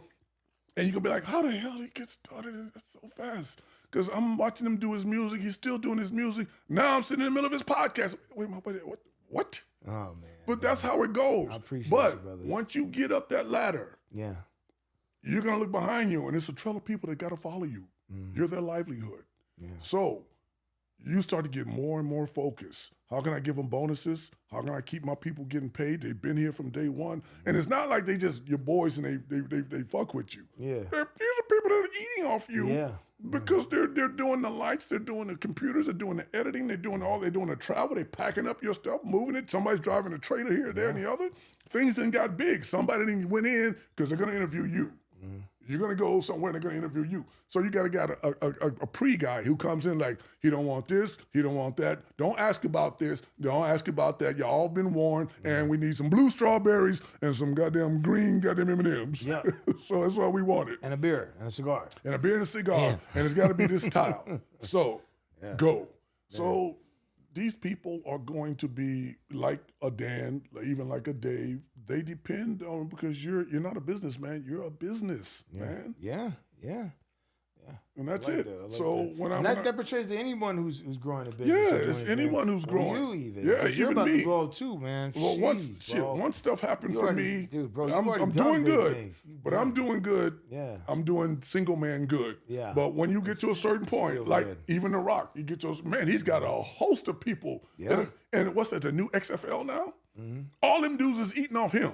Really? Yeah, because it's his thing. Yeah, I'm sure he's got other investors and stuff, but The Rock is the face of it, and it's got to succeed. Because all these guys got new lives now. They're out there, they're running, they're playing football, and they're doing everything. They thought their dream was over to get a little paycheck to do what they love to do. Mm-hmm. So you don't have time to worry about somebody's thinking you're one way or the other, because you're totally focused on moves that keep people fed. Yeah. Now you're a businessman. Yeah. You're like, because people are like, if that check don't come, a couple people can't get fed. Yeah. So I got to keep moving forward. I got to keep BDS TV is going to turn into something huge. It could be network. It could be anything. Yeah. All of a sudden you're producing other podcasts. Right. Yeah. You know? Just moving forward. Yeah. And then everybody's like, well, we under the BDS TV umbrella, and, this is how we get fed. So one day you come here like, I'm just going to go goof the fuck off, and I'm going to be like, whoa, what? Yeah. You can't do that no more. That's why I look at him, full staff 24 hours. He can't just go goof the fuck off because somebody wants him to goof the fuck off and shit. He's got to keep people fed. Yeah. And I know, like, a lot of people knock him because he's inherited money. Yep, good, fine, Danny, but you still got to turn that into something. Because if you living in California, man, big money can turn into little money like quick. That. Quick. Like that. $1 million out here is nothing. Man, please. Nothing. $1 million, to those of y'all that don't know and don't live in LA, $1 million, you ain't shit. Nothing. The valet people out here got $1 million. Yeah, shit, they parking cars is worth $1 million. You know what I'm saying? Yeah. Like, I mean, your equity probably got $1 million in the last 10 years just on the house you were paying on. What? Yeah, I mean, yes. It's just, come on. So LA is expensive as hell. So if you're gonna be here and you're gonna grind, you gotta grind at a speed that's beyond anybody else. Yeah. And like you said, when you get to a certain point, you're gonna have some other people depending on you. So that grind has to all of a sudden get hyper focused. And that's just the way it is out here. Or even, let's say you're in the music industry, the acting or the entertainment industry, anywhere in the world, once you get some steam going, you're going to have a team with you. And most of those teams that are going to be your people you trust. But then you're going to have some hires. Yeah. I got to hire somebody for this, hire somebody for that, hire somebody for this. Now, let's say you're into it 5 years. Those people have bought maybe a little piece of property. Those people have bought cars. Those people have put somebody in school all for you. Yeah.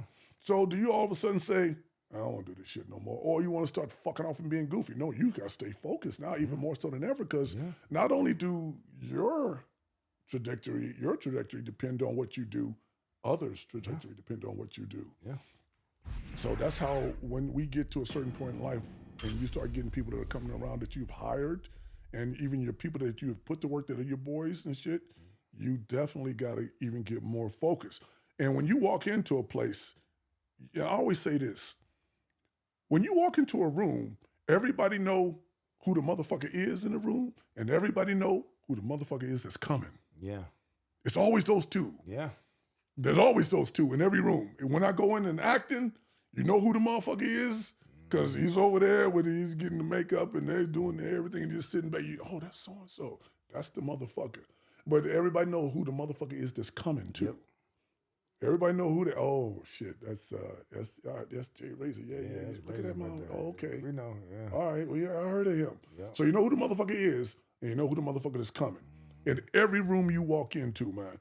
So when you get into those rooms and shit like that, and if you're the motherfucker, you're focused. You're focused. You have to be. You're doing your thing. You have to be because. You're not thinking about your own shit. You're thinking about, man, so-and-so's got a kid in college. So-and-so's got this coming up and this, that, and the other. So you got to do right by them because they done supported you. You done drug along for 5 years. It's what happens. It's what you got to do. That's what it is. So when I look at people in those positions, I understand the weight of the crown that's on them. I understand that crown. It's heavy, man. It's heavy. Yeah. It's heavy. They don't understand that the thing is just like, let me get a little motivation. Let me go here. And then they get, there's so many obstacles that you have to be able to learn. You have to, like I said, you have to be able to know who's lying to you, who's trying to deceive you, who's envious of you, who's trying to get close for the wrong reasons, who's trying to put shit in your head to get you away from a good person, lined up with another bad person. These are all just the basic elementary things that you have to learn going through the process of getting ripped off, getting betrayed, getting hurt, learning the politics, all while getting not getting mad. You can't even get mad. Yeah, you got to stay focused. Yeah, that's the hardest with all the part arrows in your back. Yeah, so it's like you got to just take those.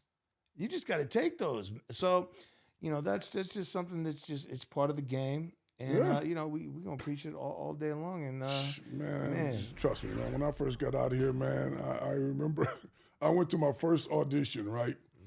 And I go into the audition, man, and I didn't know where the hell I was going, man. And some dude sent me on the other side of the damn lot. He thought it was funny. Oh, he's a newbie, huh? Okay, well, this is where you need to go. He sent me on the other side of the lot, man. I was mad as hell.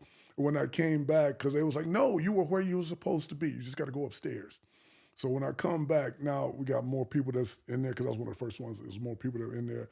And trust me, man, when I say it was, this is back before I had the gray, that little smooth goatee. Yeah. And I walk into that room, and I'm about to show these jokers who Jaye Razor is. Man, there was 12 Jaye Razors in that room. Wow. 12 Jaye Razors in that room. And I was like, oh, all these tall, built, bald head, man. I was like, God damn. I said, well, one thing gonna set us apart is if you can act or not. And when you're sitting outside that room, you can kind of sometimes hear what's going on in the room. Yeah. And the more I heard, the more comfortable I got. Is that right? I was like, oh, these jokers, they don't understand. Because I'd already been acting in D.C. I already knew what it took and how to deliver characters and develop them, develop and deliver them. So once I went in there, I did my thing, and I was like, oh. And that's when the lady said, okay. And then when you book something, you're like, okay, out of 12 motherfuckers that look just like me, I booked it. Yeah. So I must be on the right path. Like I said, you'll know when you're on the right path. You know when you're on the right path. I can feel it. It was good. Mm-hmm. It was great, man. But, you know, it's a long road for anybody. Mm-hmm. And I always tell anybody, if you want to do what I'm doing, just get started. Yeah. Don't be scared. Just get started. Get started at a lower level. Get started at any level you can. Just get started. The hardest part is starting. Yeah, the hardest part is starting, man. Yeah. The hardest part is starting because you're going to have two voices. The voice that says, I'm comfortable. The voice that says, that's scary. Mm-hmm. You know? So you gotta always go toward the voice that says that's scary. You got to get uncomfortable. Mm-hmm. And when you go toward the voice that says that's scary, that's when you're going to start seeing what you're made of. Mm-hmm. And that's going to please you more than anything is when you get past the voice that's scary onto the next thing. Like you said, off to the next mountain, off to the next mountain. Mm-hmm. That's when you see what you're made of. If you stand over here and be comfortable, you'll never know what you're made of, man. Because comfort is a killer. Yeah, it'll rot from the inside. You'll rot from the inside out. Comfortable is a killer, man. Don't get comfortable. If you've got dreams and aspirations, do not get comfortable. Get out there, get uncomfortable, go do some scary shit that's within the genre or within the job description that you chose. Get out there, man. Go do it, man. And trust me, from the time you know what you want to do, start trying to do it so you can fail while you're young and you got all the energy in the world. Fail big. Fail, man. Fucking fail. Go to an audition, try some shit you ain't never tried. If you're young and you're in your 20s and shit, it might come off. Johnny Depp, and I love this story, Pirates of the Caribbean. He came out there and said, why you doing this all drunk and it's not what we want? He said, trust me, it'll work. Slurred his speech and all this kind of stuff. Man, can't nobody else take that part now. Ever. Nobody. Never. Because either he was going to make it or they were going to say, get him out of here. One of the two. He went for it. Yeah. They were saying, nah, Johnny ain't the right person for this. This doesn't sound like what we want. Was the only. He's the only person for that. So you got to fail. Go fail big, man. Do not be, you'll learn more from failing than you will from your successes. Go fail big. Yeah. Fail. Enjoy it. Enjoy it, man. Get out there and fail, man. Then pick yourself up, dust yourself off and say, okay, this is what I learned from that. Next time, it'll take me a little longer to fail. If I fail, okay, this is what I'm learning from the last two. It'll take me a little longer to fail. Then pretty soon, you're not failing. You got all this ammunition and knowledge that you got from failing that you know how not to fail now. Yeah. So, but yeah, you do. That's it. That's how people should get up every day, chase their dreams. Mm-hmm. You know, and just try your best to be kind. Yeah, that's hard. Try your best to be, and that's hard. Keep yourself. Keep your soul. Keep your soul. Yeah, keep your soul. Yeah. Be kind. Don't be out here following trends that don't benefit you just because you like to be a trendy person. Because there's a whole lot of trends out here now that they're going to get y'all to try to follow. Mm-hmm. And those trends do not sit well with your spirit, but just because you want to be trendy, you'll do that. Mm-hmm. And you're getting away from your true self and who you really are. Don't follow don't follow some of these dressing trends. How people are dressing? No. Not for me. Some of these things, you know, you see all these kind of dumbass challenges and shit. Like the people send me a challenge every other day. Like, hey, man, we're going to do this. I'm not doing that. No. I'm not doing that silly ass shit. Yeah, being liked by people is important as long as it's only by the people that are important to you. Yeah. And that's what people that's understand. It. So that's it. Yeah, so you have to really only if it's the people that are important to you. Yeah. It's the only people I want to be like. And you have to understand what those people are and who those people are. Yeah. It's so hard to do. So, yeah. So, well, Jay, man, it's been a complete pleasure. And we're going to have you back. And I could talk to you for hours. I literally could keep talking to you for I'll come back anytime, man. I just know you know, we got some business to handle soon. Yeah, we got some work, some auditions. Yeah, I gotta get my ass You got to over the take border. over the world here shortly. I just want my piece of the world. I really don't want to take over the world. I just want it to be all inclusive, man. That's that's my wish for everybody in the world. But you got to take it to do it. But like I said, man, if I ever got control of the world, people might not like what I do because I don't think there needs to be a reason in the world. Homelessness, I kind of get it. Hunger, especially if you got children out there and stuff like that. I got plans for all that shit, man. All that shit. That's dope, man. You know, if I get some philanthropists to throw some money my way, trust me, people won't like what I do with it, man, because I will take care of people and I will make this country first and I will make it look like it should look. That's awesome. Everybody should go to bed with a full stomach. Isn't that right, though? Yeah. Because, I agree with you. come on, man, we grow food here. Now, not all of it's good food and a lot of the food has been manufactured and stuff like that, but you tell a kid that's eating a manufactured peach that that's not good for you. You say, I ain't eating 3 days. What the hell you think I'm going to do? Yeah. So I'm sorry, but we can do better. Yeah, we can. Yeah, bro. And on that note, my guy, Jaye Razor, it's been an amazing Pleasure's all mine, day. my brother. And we're going to Pleasure's keep all it mine. coming. We got some more fun stuff coming for you guys. This is not the only episode with my man, Mr. Razor, you know, and it's not the last time you guys are going to see him here, nor on the big screen or other places. I'll tell you that right now. So without further ado, Big Daddy Swolls, BDS TV. Been a pleasure.